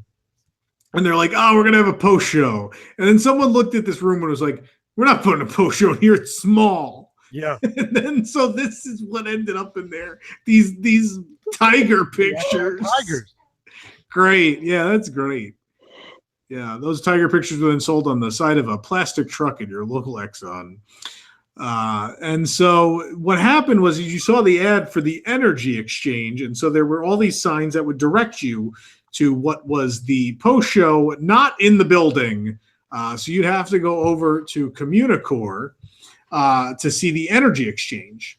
And again, it was clearly labeled path. It was 14,000 square feet. And you could spend quite a bit of time, and there was a lot to see in there, probably more than currently at Hollywood Studios. Oh, Jesus. There'd be a kinetic energy sculpture that would welcome guests as they went down a ramp into the area. And the exhibits would include wind and solar, hand photovoltaic generators, a wind turbine, nuclear energy. Jason, you're showing this, so no one's seeing this. I'm going to put this up for everybody. There you go. There's the energy exchange. Look, it used to be bright in there before they blacked out all the windows. So there'd be wind and solar, wind turbine. There was a nuclear energy exhibit, radiation detection, which they should use at Tony's, oil and gas exploration, a full-size coal bucket with an enclosed theater in it, synthetic fuels, biomass exhibits, video bicycle long before. Yeah, I remember that. The Age of Wonders of Life. Yep. There was a neon house, and then my personal favorite, the taxi game.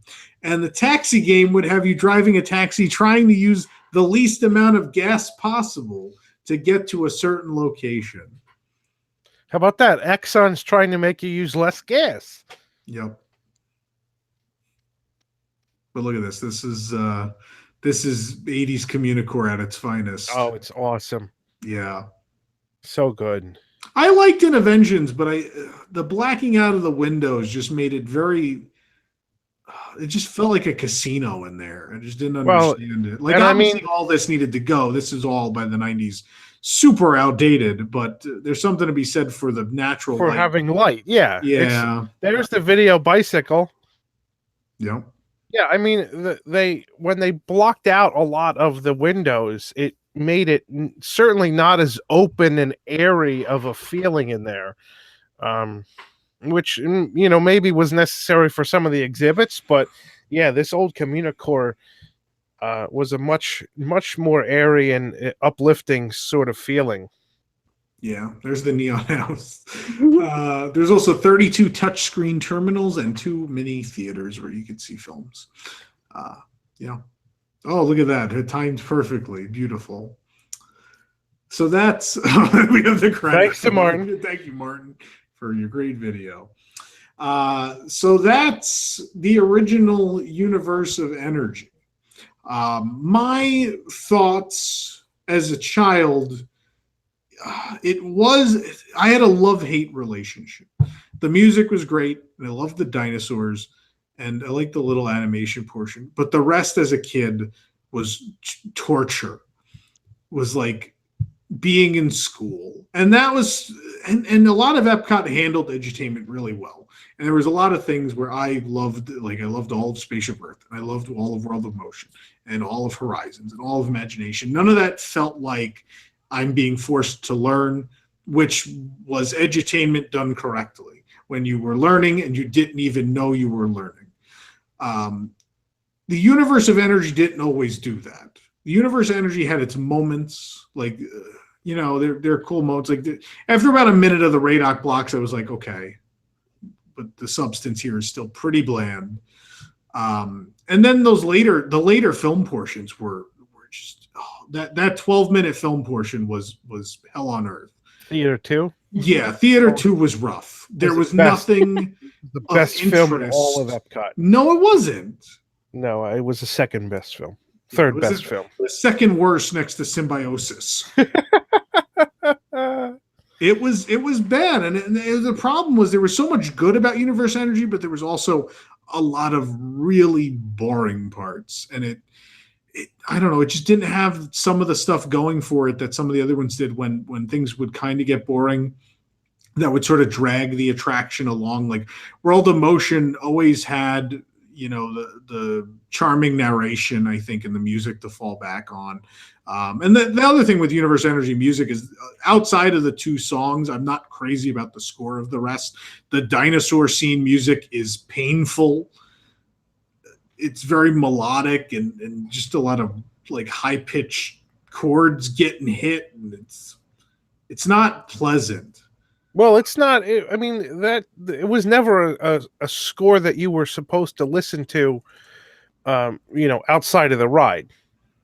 Yeah, no, I understand that. I'm not talking about listening, but I don't know. Just there was nothing to drag you through when things got boring. Like that 12-minute film portion had, in my opinion, nothing redeeming about it.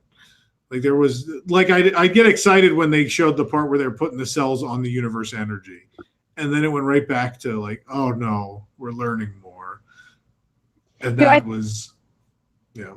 I think the issue, Tom, is that the tone of the entire ride is incredibly serious when you compare that to all of the other pavilions and all the other things that were going on at Epcot. And I think that's why it dragged especially for kids, because it just took itself really seriously. After the dinosaurs, kids were like out. They were done. Whatever. They woke up again for the lasers, and that's it. Well, look, this postcard really tells you everything about it. It's like, look, we need 3 things to put on the postcard, and they're like, well, people really like the dinosaurs, and then but they're like, but there's a part that's not dinosaurs, so they're like, okay, one part can be the theater, but the others are dinosaurs. And the part that's not the theater will be the space shuttle, because people like that. It's got to look like something exciting is happening in that theater. Not solar cells or anything, but the space shuttle. Yeah, no, that's it. And then swampy dinosaurs, and then dinosaurs trying to eat each other. Yeah. Anyway, actually, they were just fighting over rose gold ears. Oh my gosh! Over the last pair. So, with all that being said, obviously the attraction is still super popular in the 80s, but like a lot of the things that opened with the park, by the time the mid-90s rolled around, things were rough. The park had an identity crisis. A lot of people who showed up said the park was kind of bland and boring, and a lot of things were out of date. A lot of things were scientifically inaccurate in a lot of rides because science would always find new things. And so Disney was running into the challenge that they had with Tomorrowland in their parks for many, many years, which was how do you keep up with this constant change? But Epcot, they always knew that was going to be the problem, and their whole idea was, well, we'll work with the sponsors and we'll keep things relevant and all of those things. So anyway, they decided, luckily the sponsor's still on board here, that they wanted to do something new. As ideas were being pitched, one was for a futuristic energy adventure. An early draft of the show included Bill Nye the Science Guy showing Ellen DeGeneres a kinetic mosaic of energy on the Radok block pre-show. And Bill Nye's TV show, the reasoning for this, Bill Nye's TV show was distributed by Buena Vista Television. Ellen DeGeneres was signed to ABC Television Network. And of course, as the script progressed, Jeopardy was written in because Jeopardy was in syndication on many ABC networks. So this is that synergy coming into play. This is also Michael Eisner coming into play because we talked about this a lot when we talked about the Great Movie Ride and the creation of studios and Star Tours and things like that. They started to have this idea of including celebrities into attractions and also promoting their other properties in these things. And so all of these things came together for an idea for updating the universe of energy, and Exxon was on board with it. And Exxon was like, yeah, we'll put the money in, let's update this. And so the original universe energy would close on January 20th, 1996. The exterior was repainted with a colorful series of stripes to look more inviting instead of the reds and oranges. Usually would indicate like danger or fire. So, and inside all of the carpeting and wall coverings were replaced, and the Radok screens removed because money. And a multi-channel audio system was installed. And in Theater 1, the mirrored walls were removed and covered with curtains. And as well, the ride control system was updated. There you go. Look, they even added dinosaur topiaries. So there's your 1996 color scheme. Hopefully things are more interesting now. Because it's colorful. Yep, and we've got some dinosaur topiaries. The dinosaur diorama would receive sweeping changes. Every animatronic dinosaur received a new skin that was more colorful to reflect recent discoveries that dinosaurs were more colorful, apparently. Also, the Elasmosaurus... Well, that was actually... So that was a scientific change that dinosaurs were...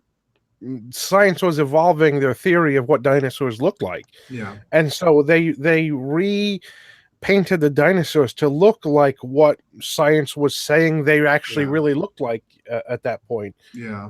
But what I think hurt was Jurassic Park had just come out a couple years previously, and they were, I mean, the dinosaurs were somewhat colorful, but they were definitely more subdued. And then here's a ride that has clown makeup. Yeah, it looked cartoonish at that point. It was kind of wonky, but anyway. The Elasmosaurus was reprogrammed to attack an Ellen DeGeneres audio animatronic figure. And while the physical changes were ahead of schedule, the film production in Burbank was behind. And with the World of Motion and Universe Energy closed from January, remember World of Motion had just closed to become Test Track, Horizons was reopened in December. It was a seasonal attraction. Horizons was not available most of the year at that time. It opened in December of 95 to help with crowds and remained open to provide additional attraction for future release. However, the summer of 1996 was coming up, and Horizons was decidedly not enough. People didn't want to ride that for whatever reason. It just looked old. People weren't interested in it. So basically on this side, even though Horizons is open, no one's really going in there. Wonders of Life is the only thing functioning on this side of Future World. So they decided, hey, you know, most of the changes we've made are film-based. Is there any way we can reopen the Universe of Energy for the summer? And someone goes, I guess so. And this is how this all happens. The original Universe Energy gets this second life in the summer of 1996. On June 1st, it reopens as a hybrid of the original and the new show that was coming. Reopened with tarps still up on the exterior and a sign announcing the new attraction in the fall. But nonetheless, you'd go in, you could see the original pre-show, but it was played on the new flat screens and not the Radoc blocks. Yeah. Mm-hmm. Yep, and Theater 1 already had the mirrors removed and the dark curtains installed. So now you were just watching a tiny screen in this large room while this big grandiose music played, and you're staring at this little tiny screen in the middle. Mm-hmm. And yeah, that happened. This is the worst of both versions. Yeah, right. Yeah, kind of. The diorama scene already had the new sound effects and lighting installed, which is much brighter. And with the Ellen musical track behind it already, and the fog machines and rain effects were already gone, so none of that got to happen. And the new attraction in that scene added more vegetation, and the infamous sneeze jets were added to the larger brontosaurus. The teetering rocks no longer wobbled. The ornithomimus that was drowning was saved and instead now spits water on guests. That's great. The wave pond was deactivated. In case we didn't talk, I don't think we talked about it. There was a wave machine in that pond, and that was deactivated at that time. The Ellen figure was hidden in a rock for the time being. And the lava stream was swapped out for illuminated running water, so that goo and all that piping and everything turned off for a lighted water effect. Yeah. Nick, I sent you some audio pieces earlier today. Do you have that poorly labeled piece by any chance? Yeah, so let me briefly set it up.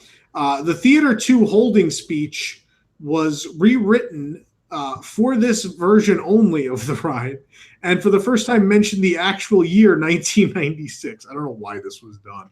So guess now, you went through the strobe lights and the mist, which were there during the Ellen version. They were already installed rather than the smoke wall. But while that was going on was this piece of narration that only played during this 3-month version of the ride. Nick, do we have that ready?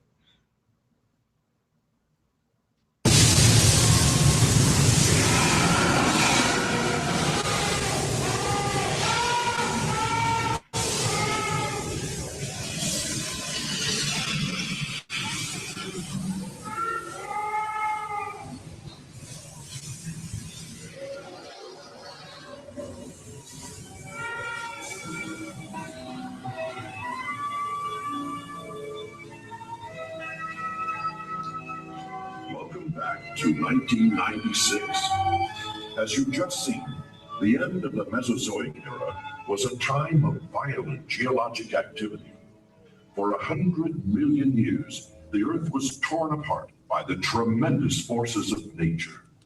Vast amounts of organic material became trapped deep inside the Earth, and over millions of years, these materials were transformed into the fossil fuels we use today.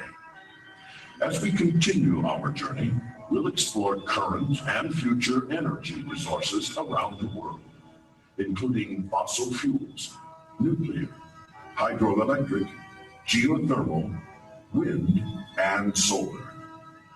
Your traveling theater cars are partially powered by solar energy. Solar cells on this building's roof help recharge batteries within the vehicles when the sun is shining. The traveling theater is another Epcot intervention. Computers control and synchronize the entire presentation, even driving the vehicles along a wire that is just 1/8 of an inch thick. And now that our traveling theater has reassembled, let's continue our journey through the universe of energy. There you go. That was only played for that summer. For whatever reason, they felt the need to include the year, but it happened. So this version lasted until September 1st, 1996, and just 2 weeks later, Ellen's Energy Crisis soft opened on September 15th. And of course, by the time October 1st rolled around, for whatever reason, very quickly they decided Energy Crisis was not a good name for an attraction. And somebody said, hey, Energy Crisis sounds really scary. Can we change this to something else? And they're like, Energy Adventure. And they're like, yep, good. There we go. This is fine. We're still not ready for same-sex couples, but Energy Adventure it is. So this is just a couple of pictures of what happened during the summer of '96.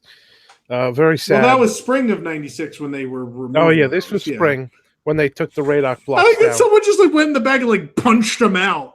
It looks like they it, didn't doesn't even it? cut them away. Someone just pushed through them. I don't even know what they were doing. Bubble wrap. Yep, I don't know what they were doing. There's that, and then they also removed the mirrors from the walls of the theater one. Very sad. This was a sad year. I was sad. You were sad? See, I didn't I was sad. I wasn't upset about this. I actually saw that the half. I was going to say something else. I can't say that on the air. I saw the hybrid version in the summer of '96, and I remember what a mess that was. Well, sure, of course, that's a mess. Yeah, that pre-show was weird because without the radar blocks, it made zero sense. Right. Seeing those big boxes on a screen, I was like, what is this?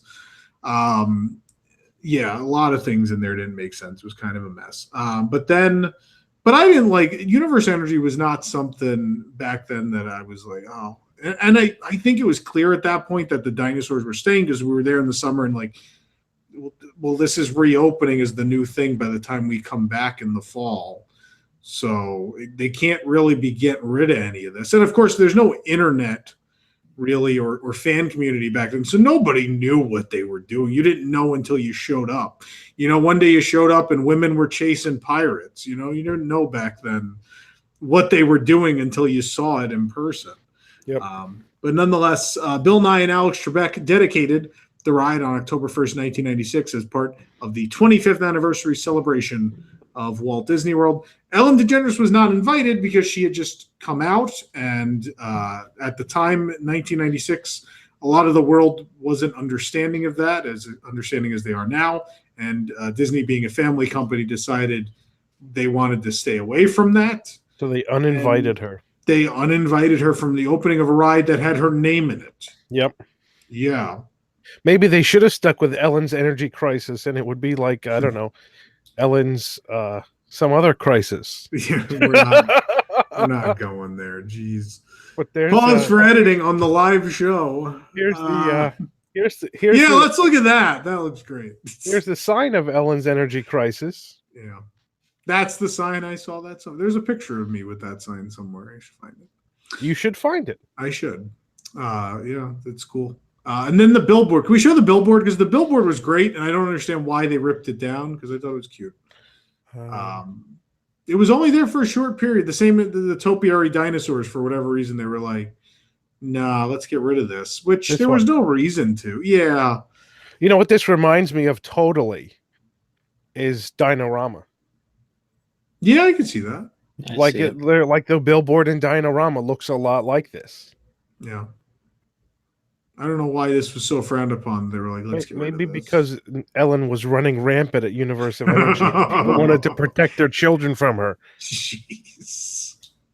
I'm going to keep going. Please do. The score before you say something stupid. I'm trying not to. I really am. Please don't. So the score for Ellen's Energy Adventure was composed by Bruce Broughton. Nick, where's the background music? We still have background music on the show? Is it running? Did we lose it? Nick's sleeping. Through because of my internet. I don't know. Okay. So the score for Ellen's Energy Adventure was composed by Bruce Broughton, who would eventually also compose the 2008 version of Spaceship Earth. Broughton's score had some resemblance to his previous project, Baby's Day Out. So if you ever, for some unfortunate reason, are watching Baby's Day Out and you hear some music that sounds familiar, well, apparently Bruce Broughton was really lazy and didn't really want to make a whole new score for this ride. So Baby's Day Out became the universe of energy. Well, there's some music. I hear some music back there. I want to say something. 90s Epcot music is not often beloved. And I think there are some shining examples of where I think they did a really great job, where they certainly moved away from what you're hearing in the background is Feel the Flow. They moved away from sort of the corny theme songs and moved to more orchestral scores. And this and Spaceship Earth 94 have the most beautiful scores that fit them so perfectly. And while I personally would pick the corny 80s stuff because that's my style, the score for Ellen's Energy Adventure is really great and wonderful. Does anyone not think so? No, I completely agree. I think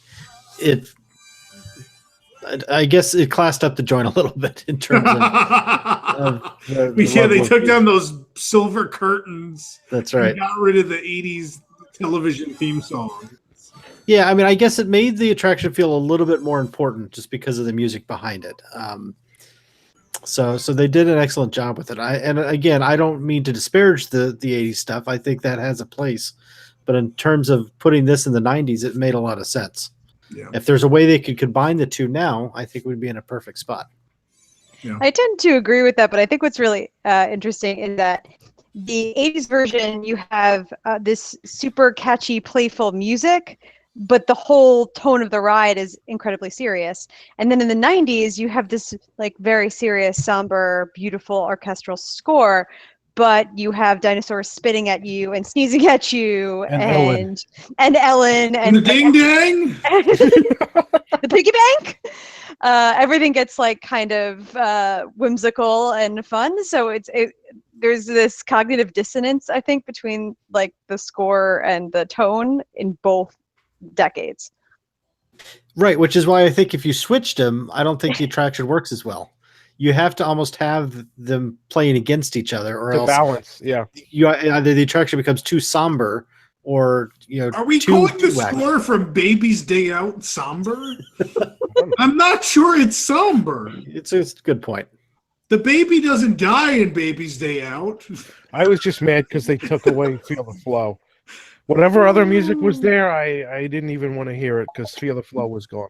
I like them both. I like both of them. I think the original and the new score is both great. That's how I feel about the attraction too. I like both versions. I think I actually prefer, and I said my perfect version of the ride is those two songs in Ellen's Energy Adventure, and then I'm good. And then I could be completely happy. I know Jason would not agree. That. I mean, I could go with that.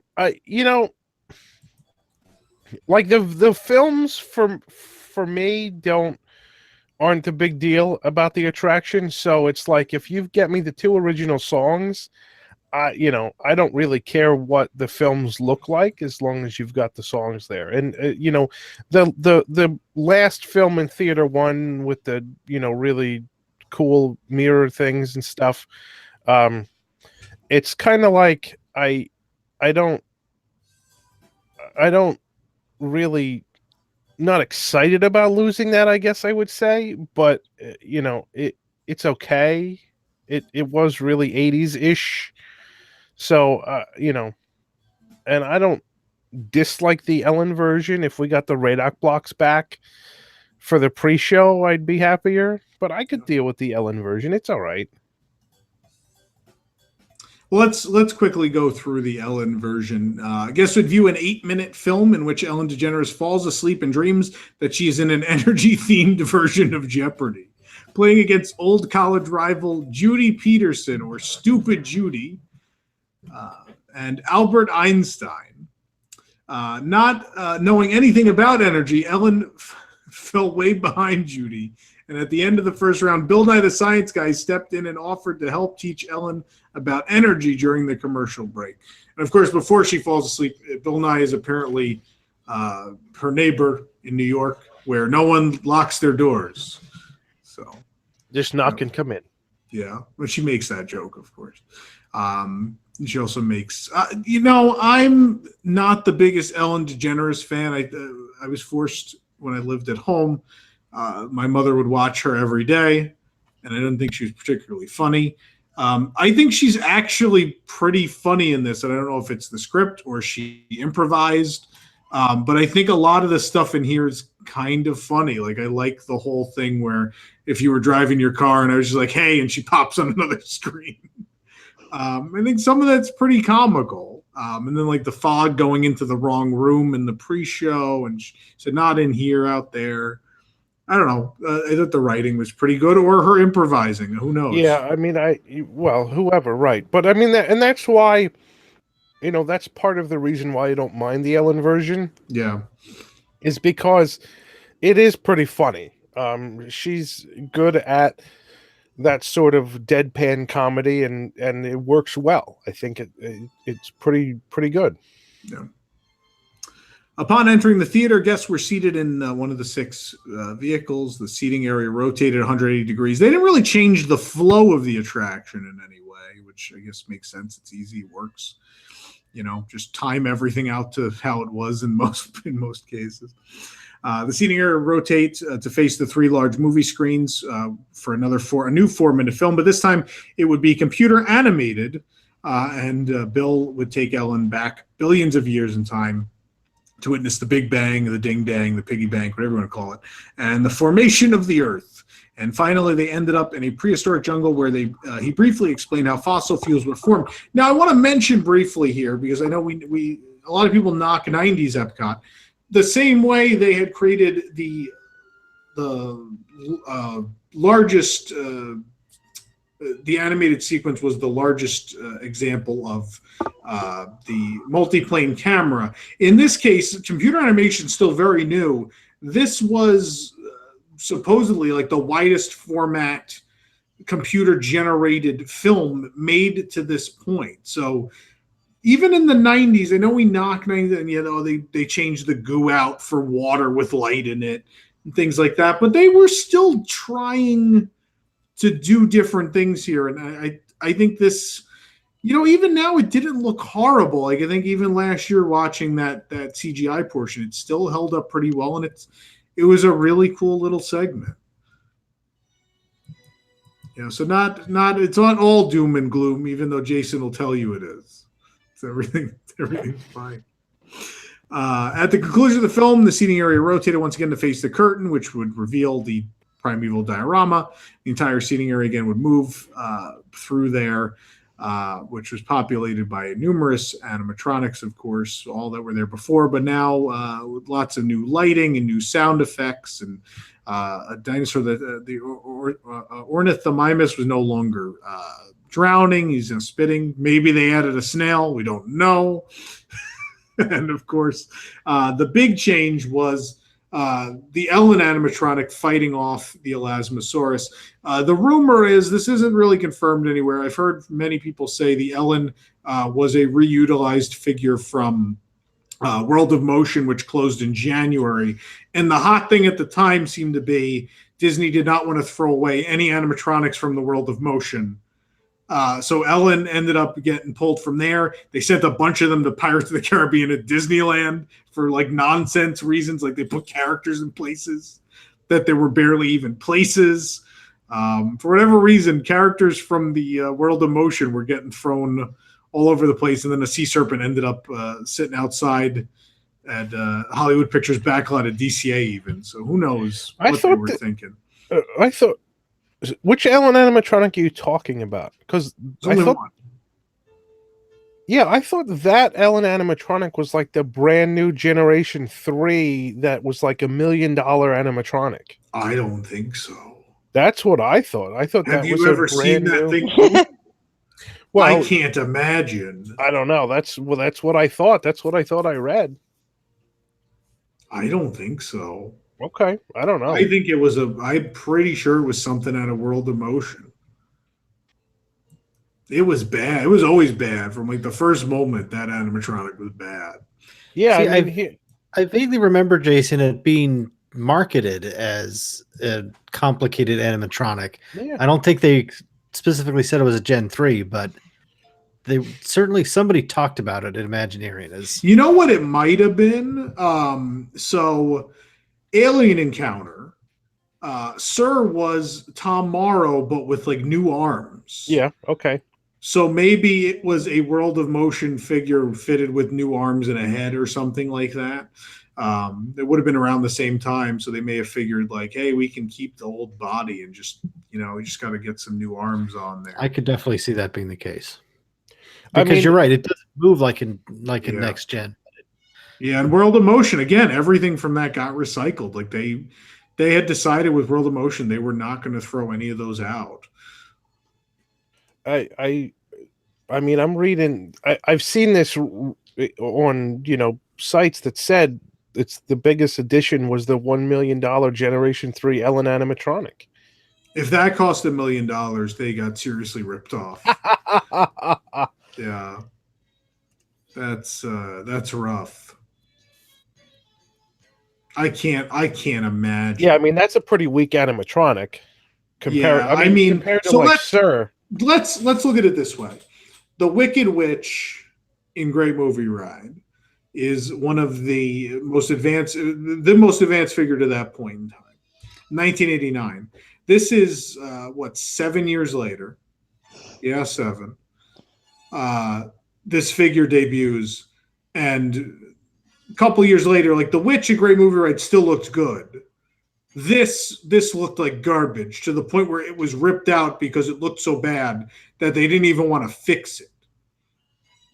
I can't imagine a 7-year younger animatronic, which, by the way, like, look at Sir. He's still running. Yeah. He's running his stupid fat cop man now, but he's still there,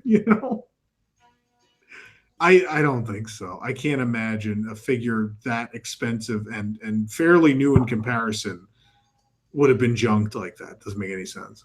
Well, they certainly, if that was a Gen 3, they certainly didn't take advantage of its capabilities. That's for sure. So November of 2014, the figure of Ellen stopped working and was removed.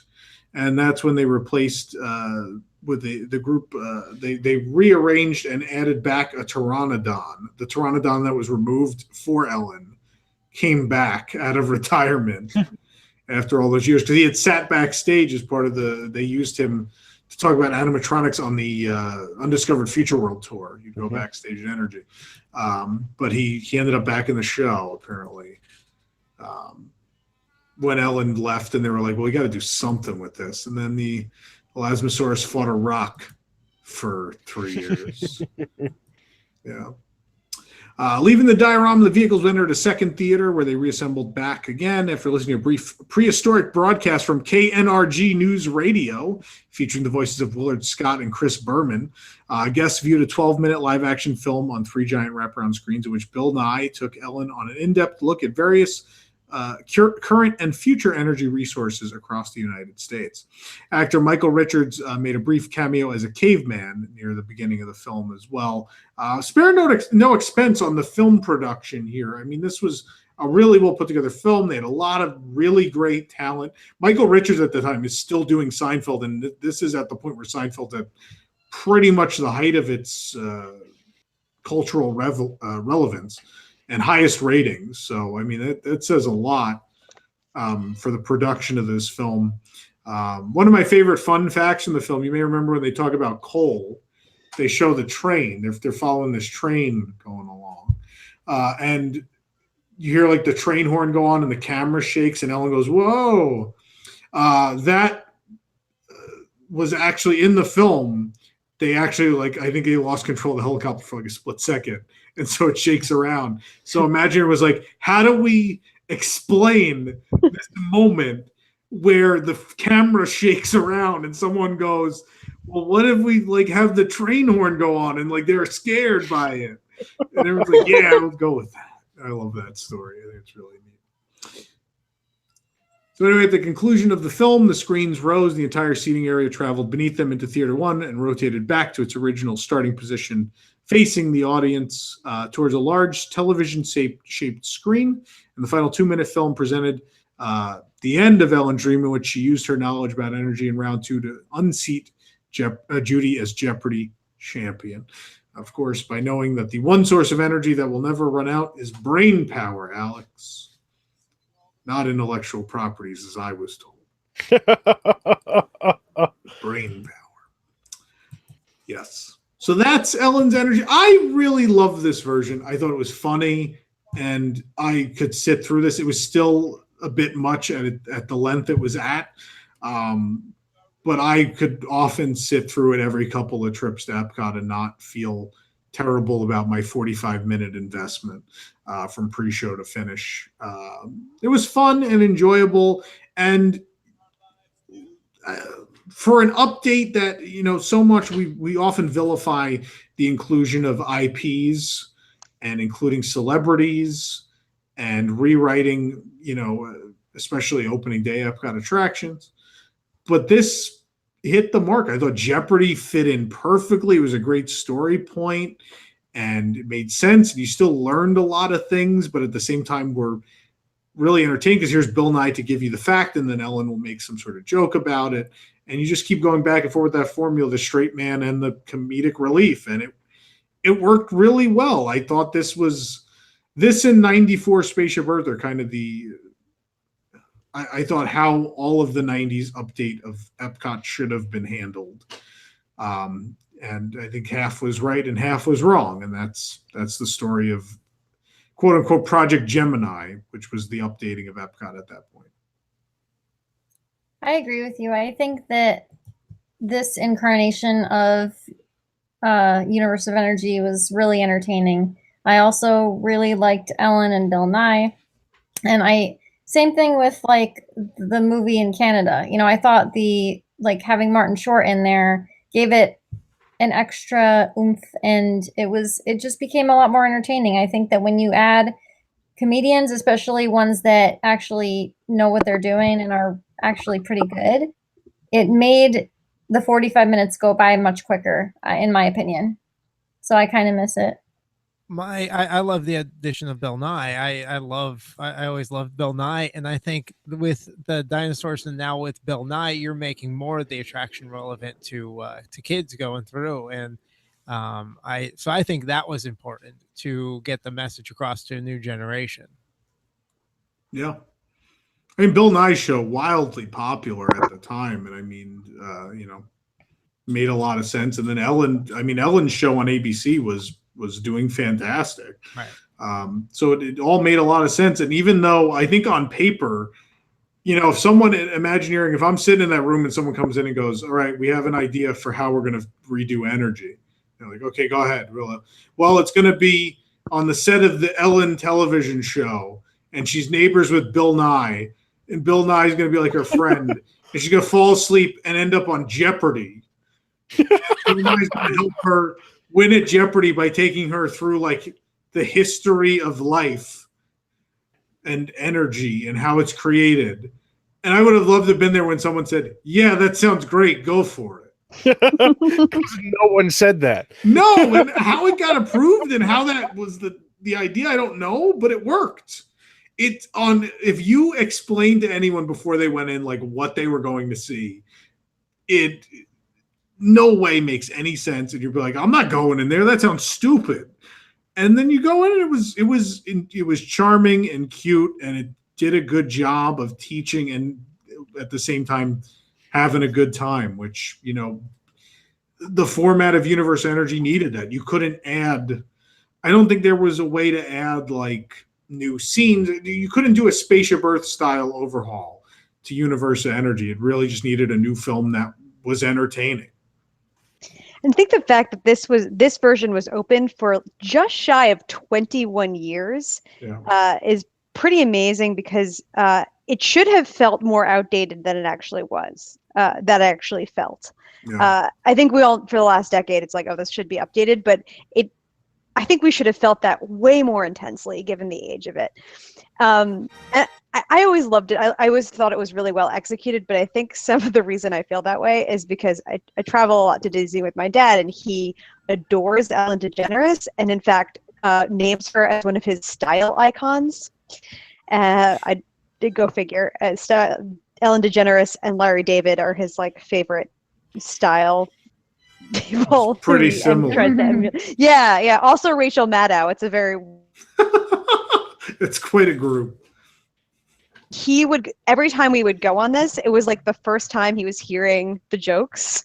So he would laugh, especially the later years. We'd go in there and get to the pre-show, and there'd be like 6 people in there, and my dad would laugh, and it would fill the whole room every time she made a joke. Big like belly laughs, and so it's a little embarrassing. It was a little embarrassing, especially when I was a teenager. But I still felt it in my 30s. But I have such an affection for this ride because of his reactions to each and every joke for over 2 decades. Yeah. No, it was, and I mean that's the thing. I think in Circle of Life just closed, and there was something. Circle of Life had a lot of old footage from Symbiosis, but it also had some new stuff. And one of the things that struck me in Symbiosis was with Circle of Life, I sat there and I was like, they did a pretty decent job predicting things. The electric powered car they show there looks like it was made in the 90s, but at the same time, it's an electric powered car, and they kind of hit the nail on the head there. I mean, it's a really big thing now. And the same thing with Universe Energies. Nothing in there really got dated. Like, you could tell the film was made in the 90s just because Ellen looked a lot younger, and Bill Nye, everyone looked younger. And the Jeopardy set looked like it was from the 90s. But otherwise, I think they did a fairly good job predicting the future at that point. Same thing with Spaceship Earth at that time. Spaceship Earth's whole ending, AT&T was the sponsor, so it makes sense. It was all about communication. Their whole ending was kind of about like video conferencing and FaceTime. And it's literally what we're doing right now. Exactly. And it was correct.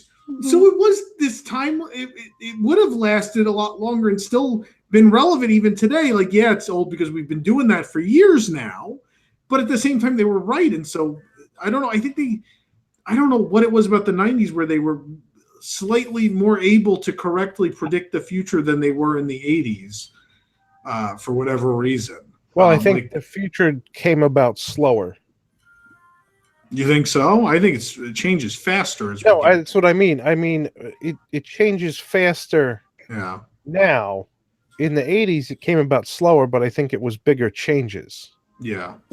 So you're saying like we kind of knew already in the 90s where we were heading because things were moving so fast. Mm-hmm. Well, by the 90s, we knew it was the information age. In the 80s, we were still like, robots are cool, artificial intelligence. Yeah, we didn't know how big of a change it was going to be from the 80s to the 90s. But by the time the 90s rolled around, I think we could predict better what was coming. Yeah. It was coming faster, but we still could predict it better. Yeah. Yeah, because I feel like in the 80s, having rotary phones or, regular telephones, jumping from that to cell phones is a much bigger jump than jumping from a cell phone to a video cell phone.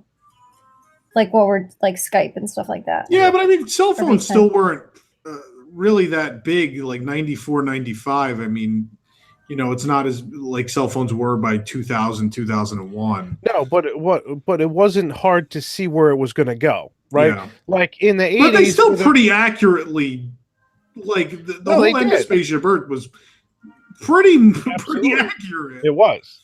But if you give someone a touch tone phone and expect them to jump to a cell phone, that's a jump that people aren't going to make when they're predicting the future. But if you give them a cell phone and make the jump to a smartphone, that's an easier jump to make. Sure. Well, how much did they say that those video phones were going to be in sci-fi dine-in theater when they have the video? Like 5,000 or something? Yeah, several thousand. It's about an iPhone X. Yeah, but we already had that. My parents bought like the video phone thing. Did they? When I was a kid. But the thing was, you had to buy like 2 of them, and then you give the other one to someone you'd want to talk to. Yeah, because otherwise you didn't have anyone to call. Yeah, and so my uncle ended up getting the other one. So we always had it. Always sat on the nightstand in their bedroom. Was this box with the screen and a camera, and so I wasn't like blown away by that idea, but I didn't, I didn't understand the idea of just dial up whoever you want, and that's who you talk to. Not everybody has to have the same box you bought, that idea. But anyway. So let's talk about the changes came over the years to the attraction even after it opened. In 2001, to reflect the company's merger, the signage outside of the pavilion was changed to say ExxonMobil. In March 2004, ExxonMobil, Jason, we have the ExxonMobil sign, I think. No. March 2004, ExxonMobil left the sponsorship, and all references to the company were removed. At that time, the Exxon corporate lounge became offices and workshops for Epcot. And the lounge, of course, most of these pavilions had a VIP lounge of some sort for the sponsor. It was a staple of the World's Fair. It made sense. The lounge included VIP access to board the ride in Theater 1, as most attractions did. It was a 2-floor lounge. It was pretty cool. It's a neat space, or was a neat space, I should say. Now it'll be part of the store for Guardians of the Galaxy. There's your ExxonMobil sign. There you go. So that's when that was added. This silly thing from the television series Reboot that got put outside of the universe of energy was added in 2001. It didn't come with Ellen's Energy Adventure. That was added when ExxonMobil came in and they decided, let's redo the marquee. So that's when that monstrosity popped up out. Here's something else that I found a picture of. So these were added. Yeah. I was going to ask about if anybody remembered that or if I had imagined that. Nope, there it is. So this was like, I want to say it was like 95 when Exxon had the big Save the Tiger thing. Yeah. And so these were added there. So a thing a lot of big corporations did in the 90s to save face and not appear evil was do charity things. And this was Exxon's. Yep, Save the Tigers. Those were up when I went in 2002, and by that time I was in my late teens, and I went with a bunch of friends, and we left, and we were like, "This isn't fooling us. They're an evil oil company, or are they trying to act like they care about the environment and animals?" Yeah. Yeah. That's like Monsanto. But we forgive them because they built the House of the Future and Adventure Through Inner Space, so they can do whatever they want because those are great. How about you? I knew you were going to bring. He gave these away at the charity show. Yeah, the big evil corporate pavilion is trying to teach the poor kids about energy with comic books. Yeah, look, and they even drew the doors closed on that monorail in the background. How about that? What is that dinosaur? I've never understood. Purple dinosaur. I don't know what that one is. With one finger coming out. It's very misleading because they do not look that inviting when you get in there and there's a big rainstorm. Sure. I think what that dinosaur is saying is you want the pavilion next door. He's like, you don't want. Go over this is 45 minutes. Go on Body Wars. I'm joking. This pavilion's much better than Wonders of Life. Yeah. Anyway. They left in 2004 and they pulled out of the lounge. It became office space, as every corporate lounge seems to become at Epcot. In March 2009, a miraculous thing happened. The exterior ribs of the building were repainted again, this time back to the original gray with the orange and red color progression. What? Something at Epcot was turned back to the way it was in the 80s. What? Yeah, that was pretty much like, what is going on? I remember being stunned when we took those. I think we were the first people to post about that too. Yeah, but it was like a stunning thing. We couldn't believe was happening. I remember the tarps went up, and I think I said to somebody, it was like, wouldn't it be amazing if they painted it back? And they're like, yeah, like that's gonna happen. And then we went back like 2 days later, and there was like one red one. And I was like, oh my god, it's happening. Yep. Anyway. Just quick back to the corporate lounge. Yeah. This is actually Rob Yo, who does some T-shirts for us, has some info on corporate lounges on his site. Here you can see the entrance off to the right, and then this really cool dinosaur mural that's inside the lounge is pretty neat too. Well, that's not inside the lounge. That's inside the door. Yeah. We got to see that on the last day. Because the ride broke down midday. Why is Santa flying over the universe? Oh, this is a Universe of Energy Christmas invitation. Oh my god! Look at that! I love this so much. 'Tis the time before Christmas, and all through Epcot, we all seem to go to parties a lot. So here's one more, and we hope you'll come, because it's not a party without everyone. This is back when the Walt Disney Company cared about its employees. Yep. Holiday I guess party. This is for Exxon people. Exxon's guest facility, yeah. 11 a.m. to 4 p.m. Yeah, that's when you want to have a party. That's when I want to have a party. Yeah. Someone had really good handwriting. Yeah, nice calligraphy. I just love the dinosaurs on the sleigh. Uh-huh. Oh man, we should turn that into a shirt next Christmas. But here's a schematic of where the lounge is. You can see this is the pre-show, so the lounge is off to the right. Yeah, that's the Xandar Gallery. Yeah, and then that's the exit shop. Oh, that's pretty much, that space is pretty much where the store is going. It's kind of amazing that they're still kind of keeping some rooms segmented in the plans for Guardians, but we'll talk about those briefly. Which we're wrapping up here. But yeah, there you go. Yeah, in Martin's video, there's a whole walk around of the lounge that they let him take. With permission, of course, because Martin's God and Disney will let him do anything. The Elasmosaurus broke in 2014, which led to its removal in August of 2014. September of 2014, Ellen was removed, as well as the pteranodons were rearranged to compensate sometime the next year. This brought the total number of animatronics down to 35 from 37 in the ride, counting that third snail. So something of interest. Oh, speaking of the snails, I like how they decided to rub it in at the 35th anniversary of Epcot when they brought the snail out. They did. But I also have access to an original maquette of a snail, so it's all good. I actually sold one at my old job. Yeah? It sat at my desk for a year because we couldn't find reference. No one knew these snails were there for the longest time. They weren't clearly visible. It took a long time to find them. And then in recent years, people finally started talking about them once people spotted them with better cameras. But I had basically the shell of that snail cut in half and mounted on a wood plaque. We had it at my old job. Cool. And eventually we figured out it was from Universal Energy, and then someone I know bought it. So there you go. So on July 15th, 2017, it was publicly announced by Disney Parks and Resorts chairman and possibly robot Bob Chapek that the Universal Energy would close for a Guardians of the Galaxy attraction. And on August 13th, less than a month later, Ellen's Energy Adventure closed forever.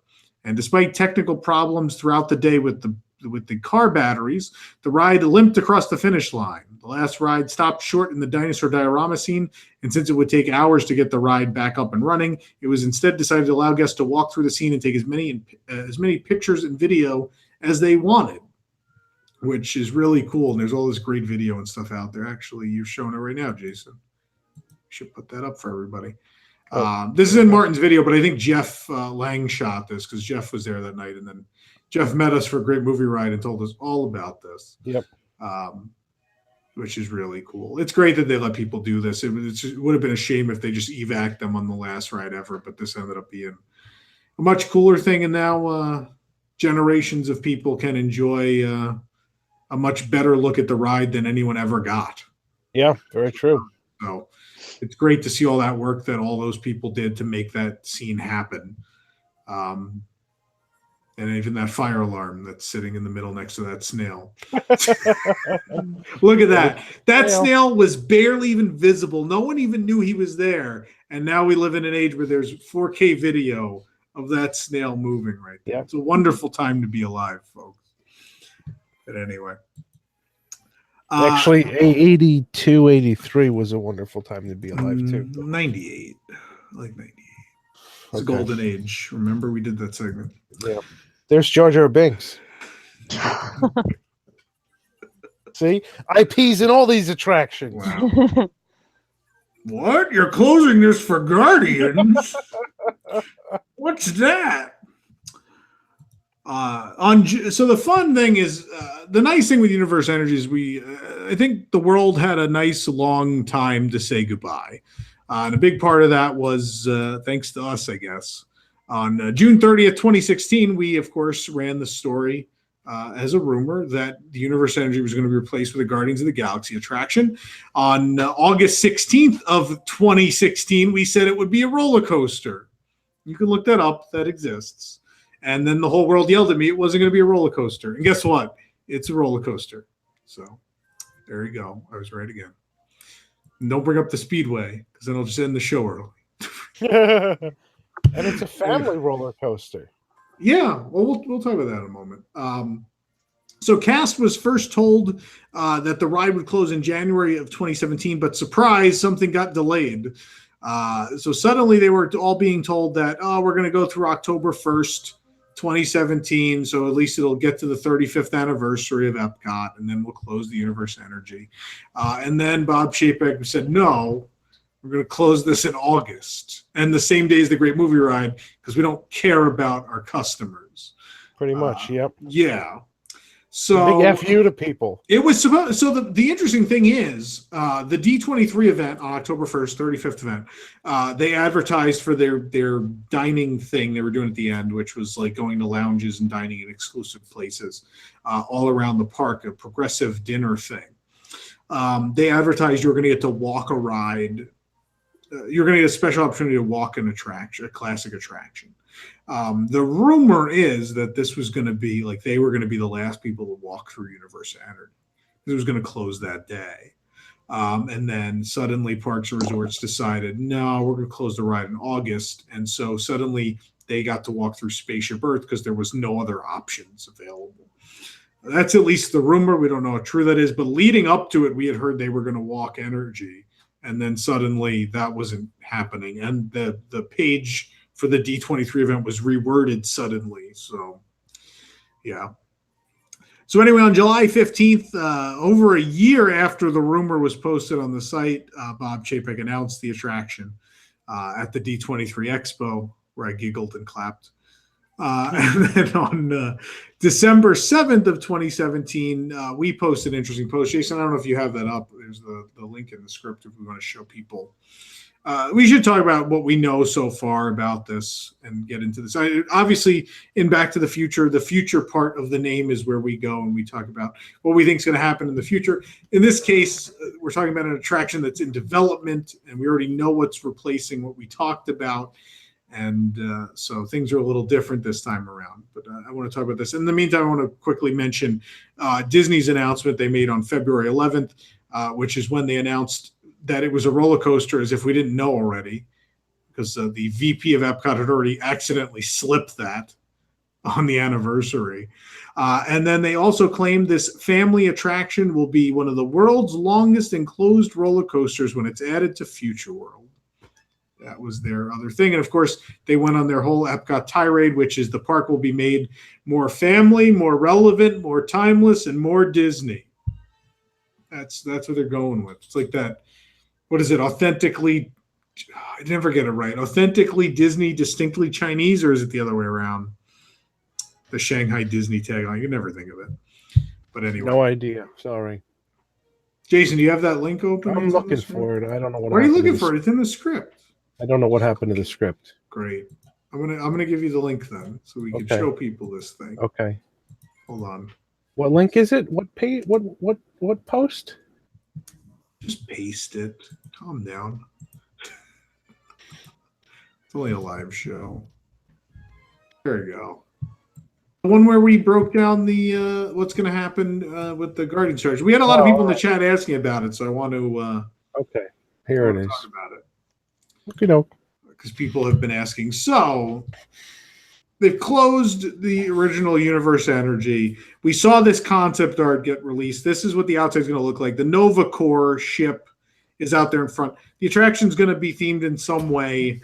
It's some sort of Nova Core facility, which you're not familiar with the film series. They're sort of this peacekeeping military unit through the film series. And Nick can correct me if I'm wrong. Nick's a little better with the Marvel stuff than I am. But they're keeping the facade. They're going to repaint it and do some changes and stuff. But for the most part, the building's staying. It even looks like the photovoltaic roof's going to stay. It looks like it on this, yeah. Yeah. But anyway, I want to scroll down to show what they're actually doing to the building. That's the pre-show room. So here's what's happening with the building. So remember how we talked before about how giant the Universal Energy building is? Well, apparently it wasn't big enough for this thing. So they were like, well, we're going to need another building. Well, you got to realize, too, that the Universal Energy doesn't really have any queue in it. No. And for something like this coaster, you need a massive amount of queue. Yeah. But even so, I mean, I don't think this is an ungodly amount of queue. So you'll go in, same place you entered before. What was basically the pre-show room will be the welcome gallery. It's sort of multi-level. You go up some ramps. Eventually you end up in the Xandar gallery, which will probably be kind of look like a clean version of the Collector's Fortress area. The first area of Mission Breakout, just like a clean version of that. So museum-esque, but it'll be props and stuff from the Marvel universe, we'd imagine, maybe some Disney references in there. And then you'll go to, there'll be a singular pre-show room, which then splits into one of two pre-show rooms, which is that scene you saw with Groot and Rocket and the Milano ship. And that red machine that's going to perform some sort of transformation on you, which is going to be related to the story of the ride in some way. We still don't completely understand the story of the ride, but then you go up some steps. Even after it opens. I don't know about that. I think it's going to be fine. I think we're in for a good time. You go up those steps, and you'll load pretty much in the center of that area that's labeled load and unload there, and you'll sort of drive around. The train will go around that section. So imagine you're loading, see where there's the photovoltaic strips down in the lower part of that load and unload section. You load there, yeah, right about there, and then go to your left, travel left and go up, turn again, and no, don't go down that way. Go into the pink part. There you go, and then you're going to go out to the tunnel, and you're going to launch into the big 10-story show building. Where the coaster is. And then you come back through the tunnel and back into that load and unload area. Yeah. And then you'll exit into a gift shop. Surprised. Yeah, the black, we thought it was just an exit. We've since figured out it's a gift shop. So there'll be a large retail space, basically the old VIP lounge. It is a family-friendly coaster. It's no inversions. But it looks like it'll be a lot of fun. Looks like it'll be a good time. We'll see what the story ends up being. And they're latching on a train storage in the back there, which is actually already done. We saw it the other day. That's like the first thing they did, apparently. And they're saying it'll be a revolutionary coaster system. We'll have more details on that for you soon. We're not ready to talk about that just yet for a number of reasons. But no animatronics. I think Ugachuk is playing in the background too, which is perfect. So this is what's happening. We still don't know if it's going to have any real edutainment to it, but this is what's replacing the universe of energy. Someone should talk before we get copyright claims for hooked on it. So I want to go back to the thing that you were talking about.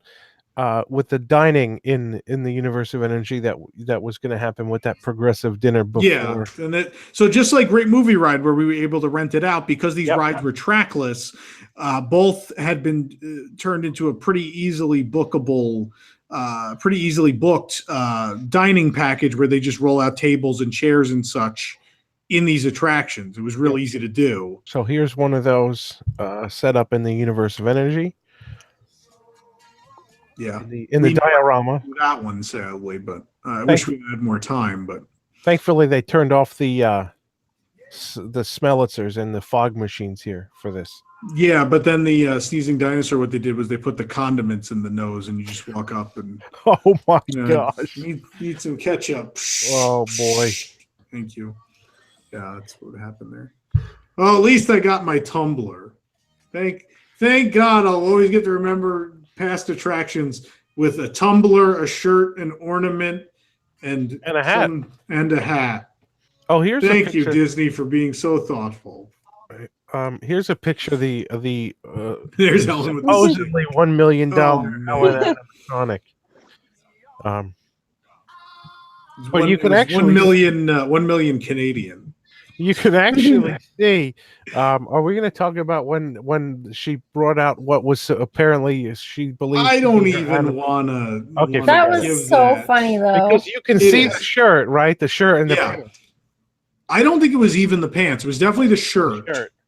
And the skin reproduced. It wasn't the actual skin because the person who owned the skin didn't want to actually part with it. So they made a mold of it.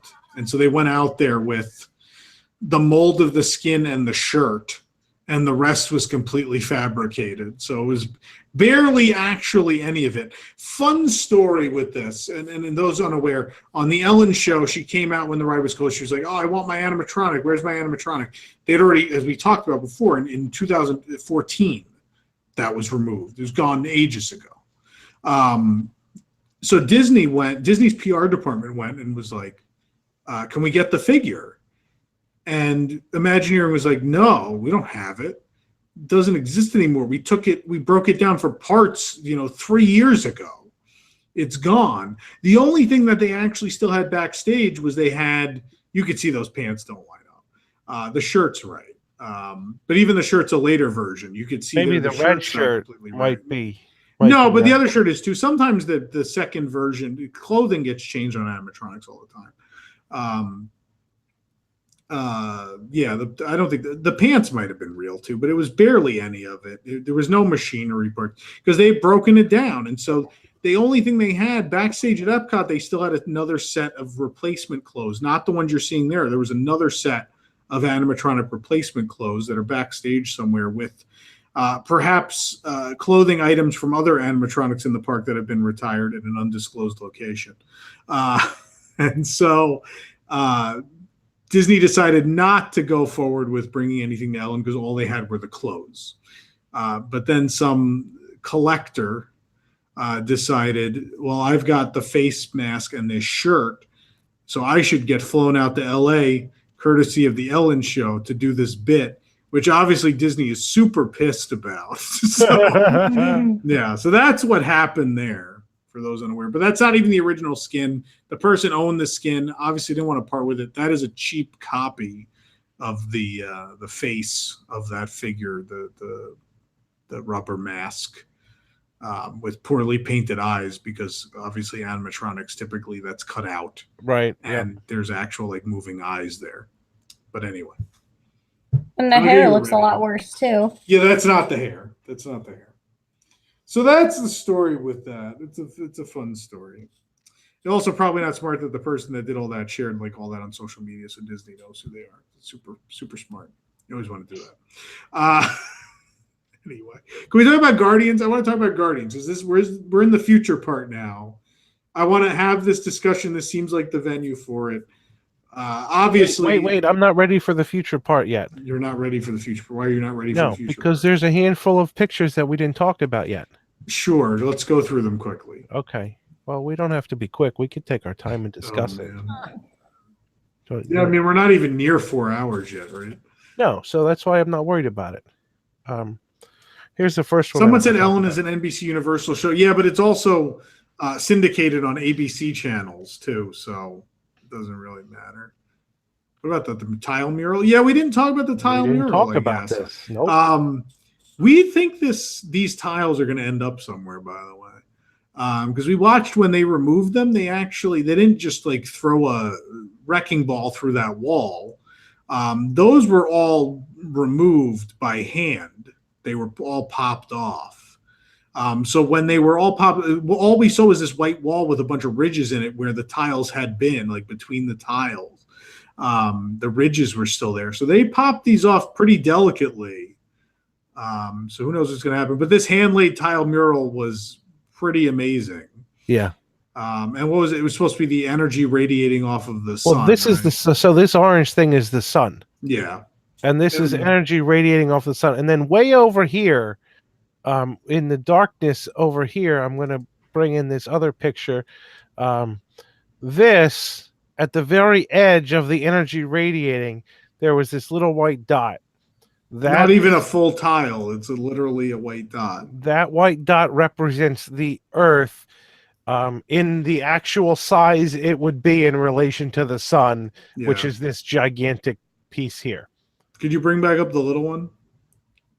That little white dot also represents how much a Disney fan's opinion matters of a new attraction. And then all that over there on the left is how much other people's opinions matter. Bob Chapek. Yeah, anyway. Yeah, so tile mural was pretty great. I love the tile mural. And that's why, like, one of the things people are like, what are you going to miss about the ride? Most people said, oh, dinosaurs. A lot of people said the tile mural.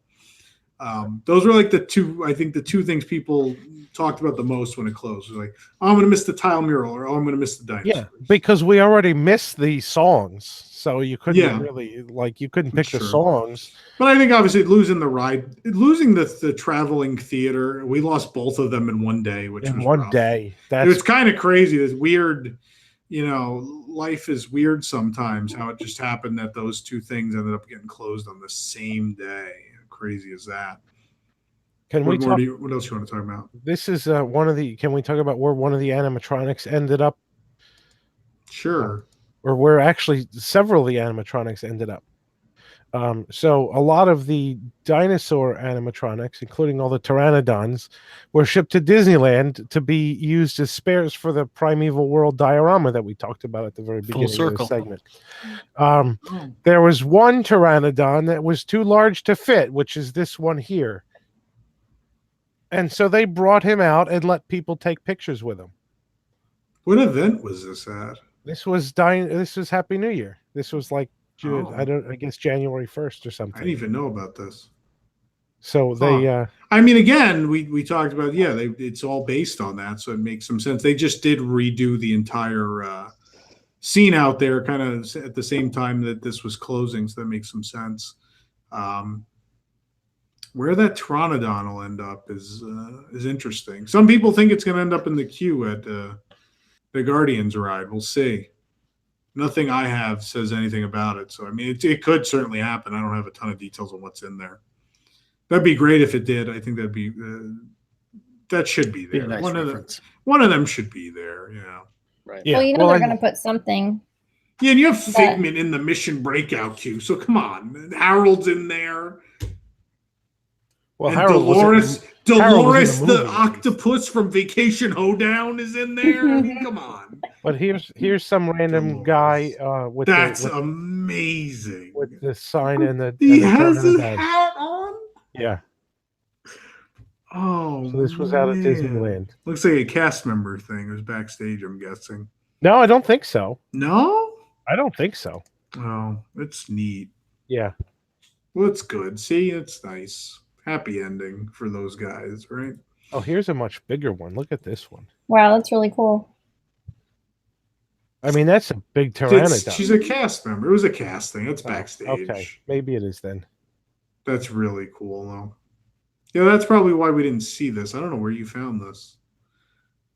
Instagram. Yeah, Instagram's great. It's absolutely great. That's really cool.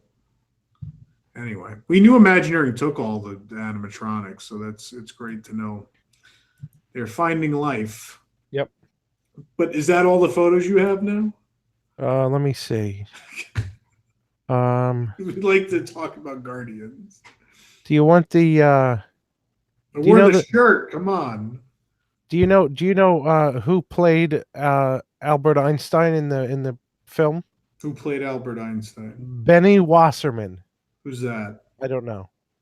Some guy that looks like Albert Einstein. Oh my gosh. You know what you get for that, Jason? I'm going to give you a light bulb. Excellent. You've earned a light bulb. Nick will mail that to you sometime in the next 6 months to a year. Is it one from Spectro Magic? No, it's from my bathroom. It's burnt out, and I have no use for it. Oh, it's a burnt out light bulb. Yeah, that's what you've earned. You don't get one that works. Yeah. Great. Thank you so much. You're a real bundle of stupid.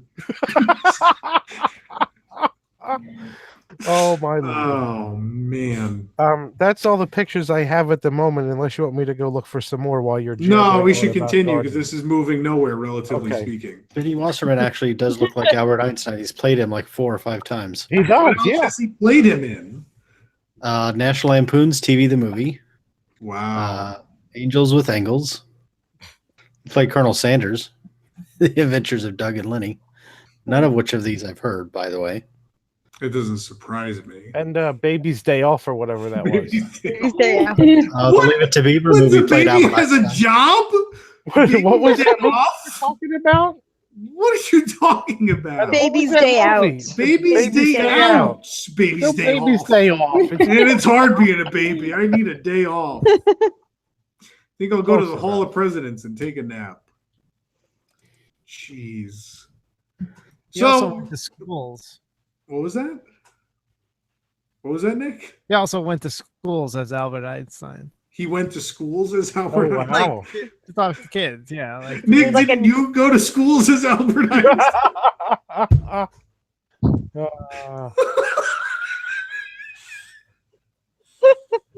People make good money doing that. Oh, man. Going to schools.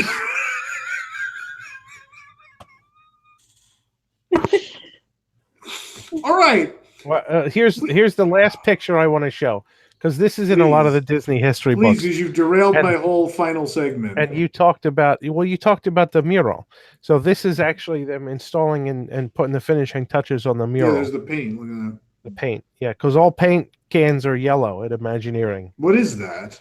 Paint cans? Yeah, that's what I was saying. They're all yellow. I don't know why all the paint cans are yellow, but they are. What color do you want them to be? Mauve? I don't know. Well, at Home Depot, they're white. I don't know. Anyways. Okay, continuing about Guardians, I'll shut up now. Yeah. Great. So Albert Einstein never wore socks. What do you mean he never wore socks? I don't know. That's Benny's tip on how to dress like Einstein. Don't wear socks. All right. Well, that was Nick's contribution to Back to the Future. That and occasional background music. Oh, man. So Guardians, before the segment was completely derailed, I want to talk about this real briefly. What does everybody think about this? What is the thought on this? I'm generally the camp that we knew the universe energy couldn't last forever. We knew it was one of those things where we knew for years at some point this is not going to stay. I don't think I thought at any point it was going to stay with the dinosaurs or any of that other stuff. So it wasn't a surprise. We were kind of ready for it. I think it was easier to swallow than Great Movie Ride, at least in my opinion. Yeah. It was also 7 years older, so it had a more full life. Yeah. I don't know, but I think the thing is that the Ellen's Energy Adventure is probably the best case scenario for an energy focused attraction with basically a moving theater. There's nowhere else you could really go with that theme and with that ride system. So you had to do a complete overhaul. And if you're going to do a complete overhaul, you can't do it based on, what is now considered a boring subject like energy. I mean, it was considered boring back then. The fact that they made it charming was somewhat amazing, but you had to do something. I mean, but on the other hand, if you take the Guardians of the Galaxy roller coaster out of the picture, that would be a great attraction somewhere. But putting it here, I understand the thinking behind it. You're losing the soul of Epcot in this move, and it's been going for a long time, but this is like the final nail in the coffin for what we think Epcot used to be and what it's going to become. I feel like Guardians should have gone into Hollywood Studios. I mean, I know that they did have to change energy. I mean, it needed to be changed, but I think the problem is on your head. Huh? The problem is on your head. Well, I think that Guardians is more sci-fi than like futuristic. I feel like it would even do better in Tomorrowland and Tron better in Epcot, because I feel like that's more futuristic. Sorry. Yeah, because that's what people always said, and I mean that was sort of what happened on the road to the expo. Was I think all the fanboys were kind of trying to will into existence that I was wrong and that Tron was going in Epcot and Guardians was going somewhere else. Because I think everybody had that line of thought where they were like, well, Tron just makes more sense in Epcot. I don't understand Guardians at Tron Epcot. is from the 80s. It fits perfectly with the 80s retro Epcot. Sure. So, yeah, why not? But it wasn't what was actually happening. Yeah, I don't know why they went that way. Well, I think there's a very easy answer. The answer, like I said, not even just that. Lucasfilm and Marvel. Yeah. And this decision that they're not going to coexist in a park. In Hong Kong, they do because they have to. In Shanghai, because they're one park resorts. But it's kind of been decided at this point that any multi-park resort is going to separate them because it just, from a business standpoint, makes sense. Like you have your two heaviest hitting franchises. Why put them both in one park? Because that will guarantee no one goes to any of the other parks, basically. You got to spread your customer base out. So they looked at it and they're like, well, Star Wars is going in studios. And so we have Marvel. The Magic Kingdom isn't hurting. Animal Kingdom just got Pandora and also doesn't make any sense whatsoever. Hey, we could put Marvel in Epcot. Where else can we put Marvel that doesn't make any sense whatsoever? I don't. If I can be play devil's advocate for a moment. You could just play the devil. I might with this one. I don't think Marvel and Epcot is such a bad thing if done correctly. If done correctly, that's the problem. But I'm going to give them the benefit of the doubt on this one until I see what the storyline actually is. Well, and the reasoning is the Marvel movies, at least up until like Doctor Strange, and Nick can correct me if I'm wrong with any of this, don't really rely on much of the supernatural. They're all very heavy in science. So the first 10 or however many Marvel movies for the most part are mostly about science and engineering. Iron Man's all about him building these suits and things of that sort. He's an inventor and these power reactors and things like that. Captain America and Hulk are about the serum for super soldiers. And they're all, again, obviously they're not real. They're definitely science fiction.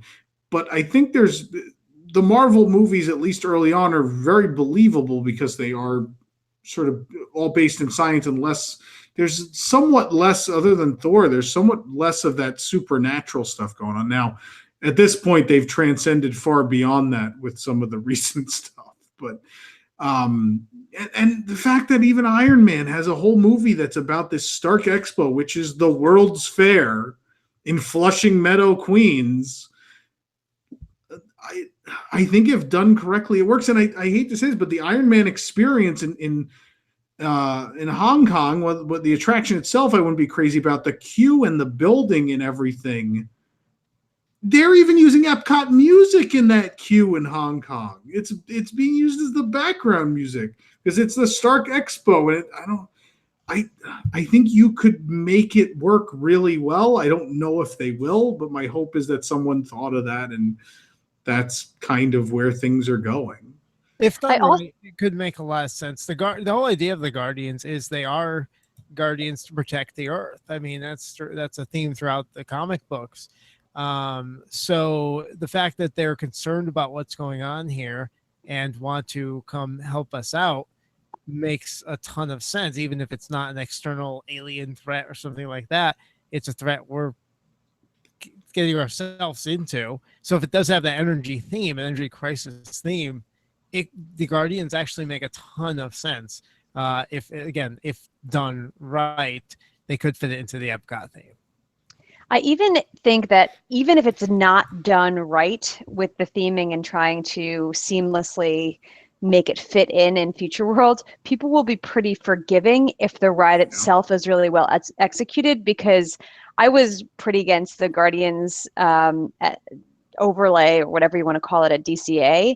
And it's such a fun ride that I'm willing to forgive basically all of the issues about it not fitting in there and not making any sense and getting rid of Tower of Terror. So I'm a lot more emotionally attached to Epcot, but I think even I could.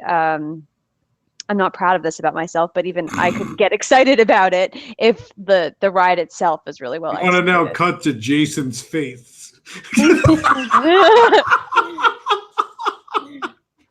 So happy.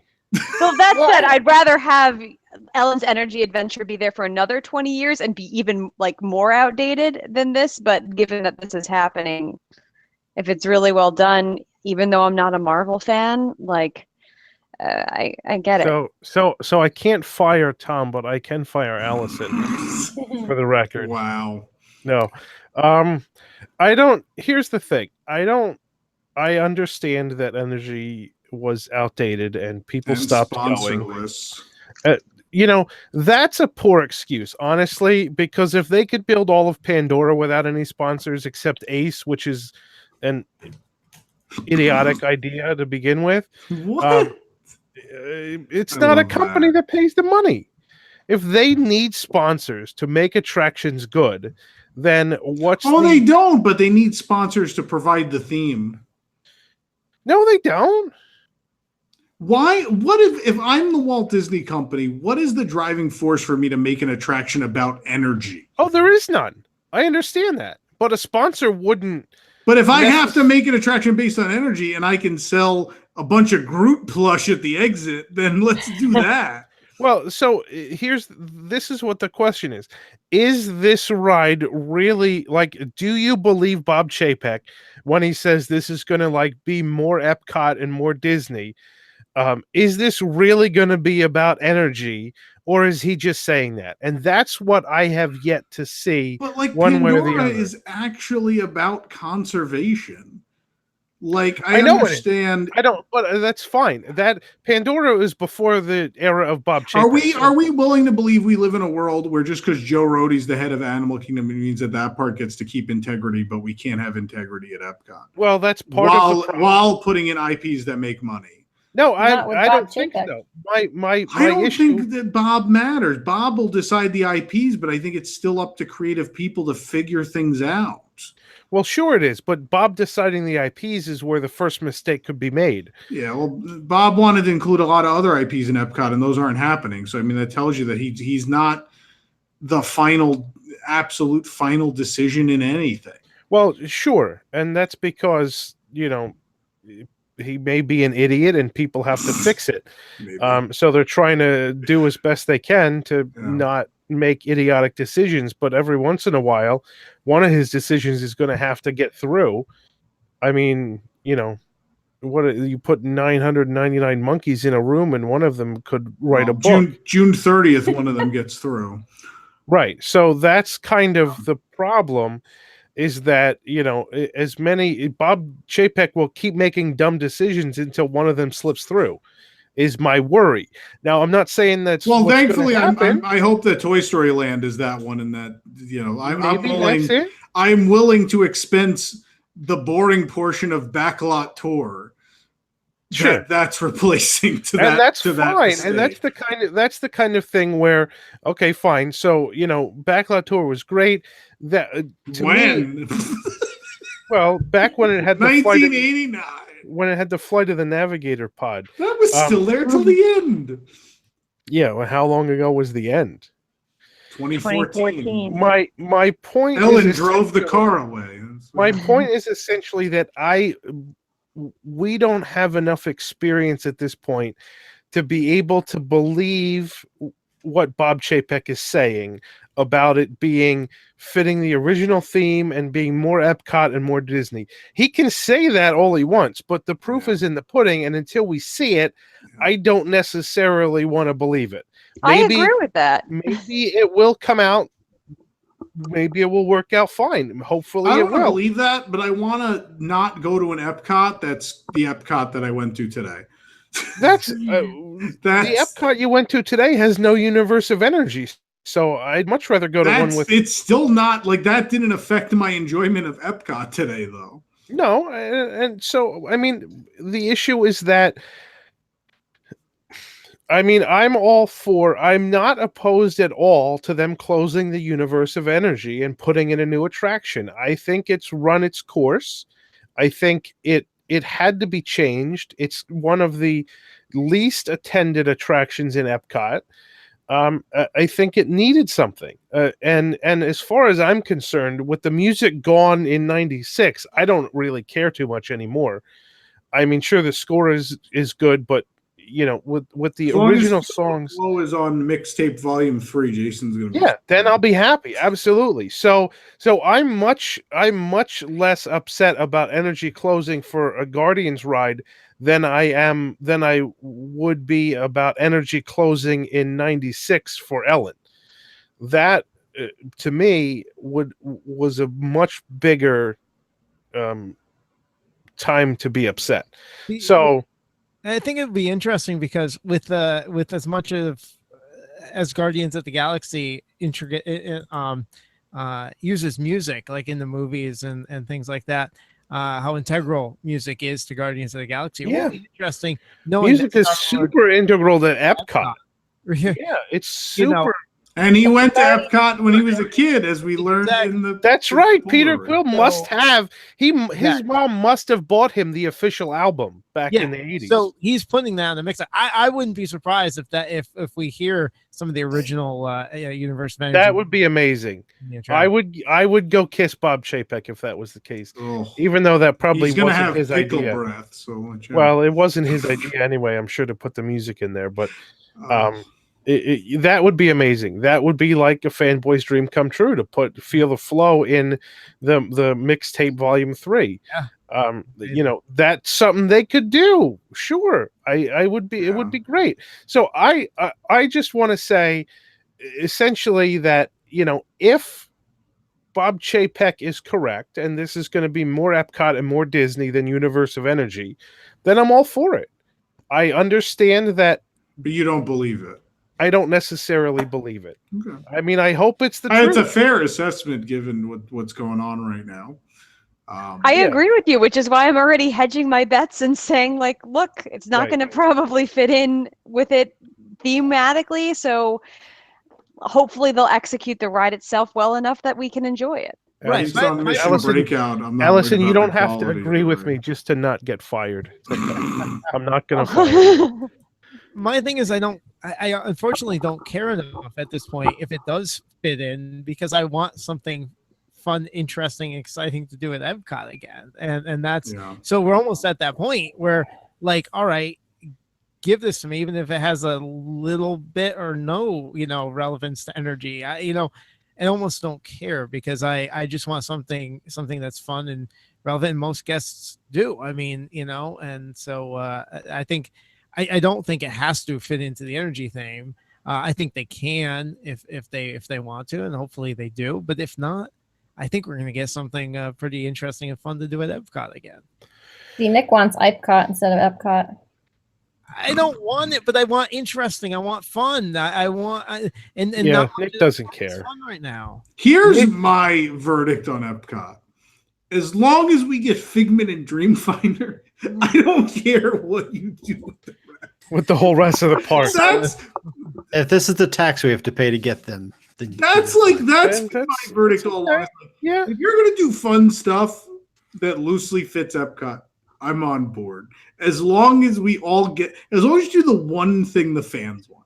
Give us this one thing, and you could put Cars in Test Track, and you could put Wall-E in Mission Space, and I don't know, Living with the Land, you could put, I don't know, some talking fruit movie you're gonna do. I don't care. I don't care. And you could make up movies that they're in certain countries and put them all over World Showcase. I don't care. You can pretend Coco took place in Brazil and put it in there, whatever you want. Don't care, because I'll have Figment and Dreamfinder in a new ride, and that'd be great. And I don't know. I'm half with Nick. There are parts of me, like, putting this segment together. It is heartbreaking. 80s Epcot was a wonderful thing, but it also got dated and had to be replaced. And sometimes they did a good job with that. Sometimes they did a horrible job with that. And then overall, they kind of, after Project Gemini fell through, let everything kind of rot, and didn't do things as quickly as they should have, and made some decisions that weren't great. And even decisions that probably were smart at the time, but then just didn't work out, like Mission Space. Mission Space is one of those things where, like, if that had been pitched to me and I was in charge, I would have said, yeah, let's do that. No one knew that was going to flop the way it did. It wasn't like a known thing. It was a neat, novel thing, and it made sense in that park, and some things work out. And then there's things like Soarin' where it was kind of a stupid clone, but look what it did for them. It did wonders. I'm of the camp where I would like to see them at least try to fit the Epcot theme, but I'm also with Nick, and I've had this conversation with Nick where I'm like, I want to go do things at Epcot. I want to not have to walk around World Showcase and just watch people be drunk and say, "Oh, we still got to drink at 3 more countries." Like that's not the Epcot that I went to as a kid. And, it's Epcot shouldn't just be about drinking. There should be things for people to do in it. But at least do something that makes sense. I'm not a Marvel fan, but I can go with you when you say, a lot of it is based on science. So I think like an Iron Man attraction inside Universe of Energy would make more sense than Guardians. Because to me, Guardians is a lot more sci-fi than actual science. No, you're right.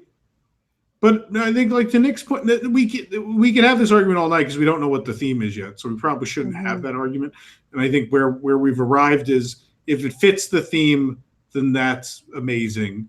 And if it doesn't, we don't really matter because the whole world's going to go to Epcot to ride it anyway. So either way, we could all win if it fits the theme, and then we're happy. And if it doesn't, well, we lost, but the whole world's going to be super excited and go to Epcot, and we don't really actually matter in this situation. Do you think it makes more sense? That's the same with like Mission Breakout. Mission Breakout was like, look, it's stupid. It has pipes on it. It looks dumb. And then it opened, and they're like, damn it, it's really good. Yeah, but California Adventure Park didn't make sense anyway. Like as a park, it really didn't make a lot of sense. Epcot has an it's identity. A movie. It's a ride about a movie in the movie picture backlot area. But the movie picture backlot area is not Future World at Epcot. No, it isn't. So how can you have Guardians fit the theme at DCA and still fit the theme at Epcot? Epcot is a fake World's Fair, and people from various IPs are involved in this World's Fair. That's what they're going for. They say Peter Quill visited Epcot in the 80s. So it's obviously a real place that exists within the story. So like we're going to Epcot. In that ride, we're going to Epcot to see this thing, whatever this thing is that the Nova Corps is sponsoring or has set up or whatever it may be. And it's definitely related to energy in some way because there's a whole room about like power or infinity stones and energy sources. And so we'll see. Well, the funny thing is, you talk about Guardians being too sci-fi. In the Universe of Energy, we did travel back in time, and if that is a sci-fi element there. In her dream, you didn't travel back in time. You took a historical look at the development in of Spaceship Earth. 20 feet away, we time travel. So yeah, we do. Say that the dinosaur dinosaur room was to. We also had a talking warthog, lion, and meerkat teaching us about not riding bicycles next to dump trucks. So that was the takeaway. When is Guardians supposed to take place anyway? Before the 50th anniversary of Walt Disney World. No, I mean in the movie, what is it like? Does it say what year it is? He grew up in the early 80s. Yeah, it's like not present day. It's present day. How can it be present day? It's a galaxy far away. Yeah, because it's not on Earth. All right, never mind. It's assuming there's alien races and race and civilizations out there in the galaxy. It's the same as Star Wars happening a long time ago. Like, how could Star Wars happen a long time ago? Like what, in the 20s? I don't know. Well, I mean, in the Avengers, not here. Aliens. Yeah, but no, in the Marvel series takes place in the current time. Yeah. Yeah. So it's 20 whatever the year of the opening of the ride is. I mean, even in the comics, it makes sense. I mean, Peter was a kid in the 80s. That's the whole thing behind it. Yeah, I mean, most of us here were kids in the 80s and, loved Epcot. So who knows, right? I mean, the theme could be really great. And the coaster looks fun. We'll see. Obviously, the side of me that loves deep storytelling and theme really hopes there is a theme, but at the same time, I also really love the Guardians of the Galaxy movies, and I think it's an IP that I would like to see in a park, especially after Mission Breakout. I would like to see more of it. I would like it to make sense also. I would like to have all of those things, and we'll see how many of those things I get. That's where I am currently. Do you see all of Future World becoming Marvel? If they clear the rights, I see a fair amount of it. And then World Showcase would be more Disney and Pixar between Frozen, I don't think Coco. Future World would be exclusively Marvel, but I think you would see more of it should the deal happen. And I think World Showcase, exactly. I think that the idea is here are the movies and stories based on these places in our real world. Yeah. But I mean, I think more Marvel in our lifetime, we will see more Marvel stuff in Epcot than just this. Which is fine. I mean, as long as it's well done and it somewhat fits the theme. I mean, Iron Man, like if there was an Iron Man attraction, I mean, he's all about, inventing new, like that would be super easy to fit. Sure. And again, Iron Man Experience is, there's no entertainment value to the ride itself, but the theme and the music and everything is Epcot. Like that could be plopped at Epcot and no one would even. So the question is, where would you put it? Would you put it in? I don't know. Maybe there's like abandoned simulators, like down the road from Guardians or something. But that wouldn't fit the Wonders of Life theme. It would just be a convenient place to put it. Change the theme, and I mean that's another thing you can do. I mean, Horizons was about the future, and Mission Space is about space exploration. Right. So that's the thing. Well, I'm just like when you said you can definitely see more Marvel coming into Epcot. Does it mean that the themes are going to be completely changed? Like, are we going to lose the land altogether as a theme, and instead you're going to get a Marvel ride? Are we going to? They have to make sense. I think they have to at least be themes that make sense within the park. Like Guardians of the Galaxy didn't have to be about energy. It could have been about another topic, and that's fine. I mean, that's scientific, right? Exclusively have to be about those things. So it's okay to completely retheme pavilions as long as they still fit in Epcot. As long as they still have edutainment. Yeah, that's I think the ideal. Would you agree? Wouldn't that be ideal? Even if you change a theme, as long as it's still entertainment and education sort of blended. I have no problem. I have no problem changing like the Wonders of Life theme to something else. That's fine. Yeah. I mean, Mission Space, fine. The land even is fine. You couldn't really change the seas theme, I don't think, without getting rid of the entire aquarium. But who knows? Maybe they'll do that anyway. We should probably start with Guardians and see where things go from there. Yeah. See what happens. Any other thoughts on the Guardians of the Galaxy roller coaster ride? You said it's supposed to be a family coaster? It is. It's supposed to be. It's a family coaster. No inversion. What that means is no inversions. It's not a very fast launch.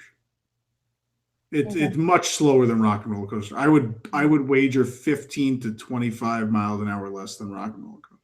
So a little faster than TTA. Slower than Test Track. Mm-hmm. So I mean, but no inversions. I think it's very family friendly. I think plenty of people. It's much more family friendly than Rock and Roller Coaster. Than Mission Space next door for sure. Orange version. I mean, green is now like a rocking chair with a booster seat. Yeah. No, we have lots of more shows to talk about Guardians and more things about it to talk about, obviously. But it did apply here, obviously, as we talked about the universe of energy, so we wanted to talk about it. But any other thoughts before we wrap this thing up? Nope, I think everybody's good. So, all right. That's going to do it for our look back at remember the universe of energy, kids? Yeah. Now, forget about dinosaurs. We got talking trees and raccoons. Woohoo! Yep. All right. Well, with that, you can take it away, McFly. Whoosh.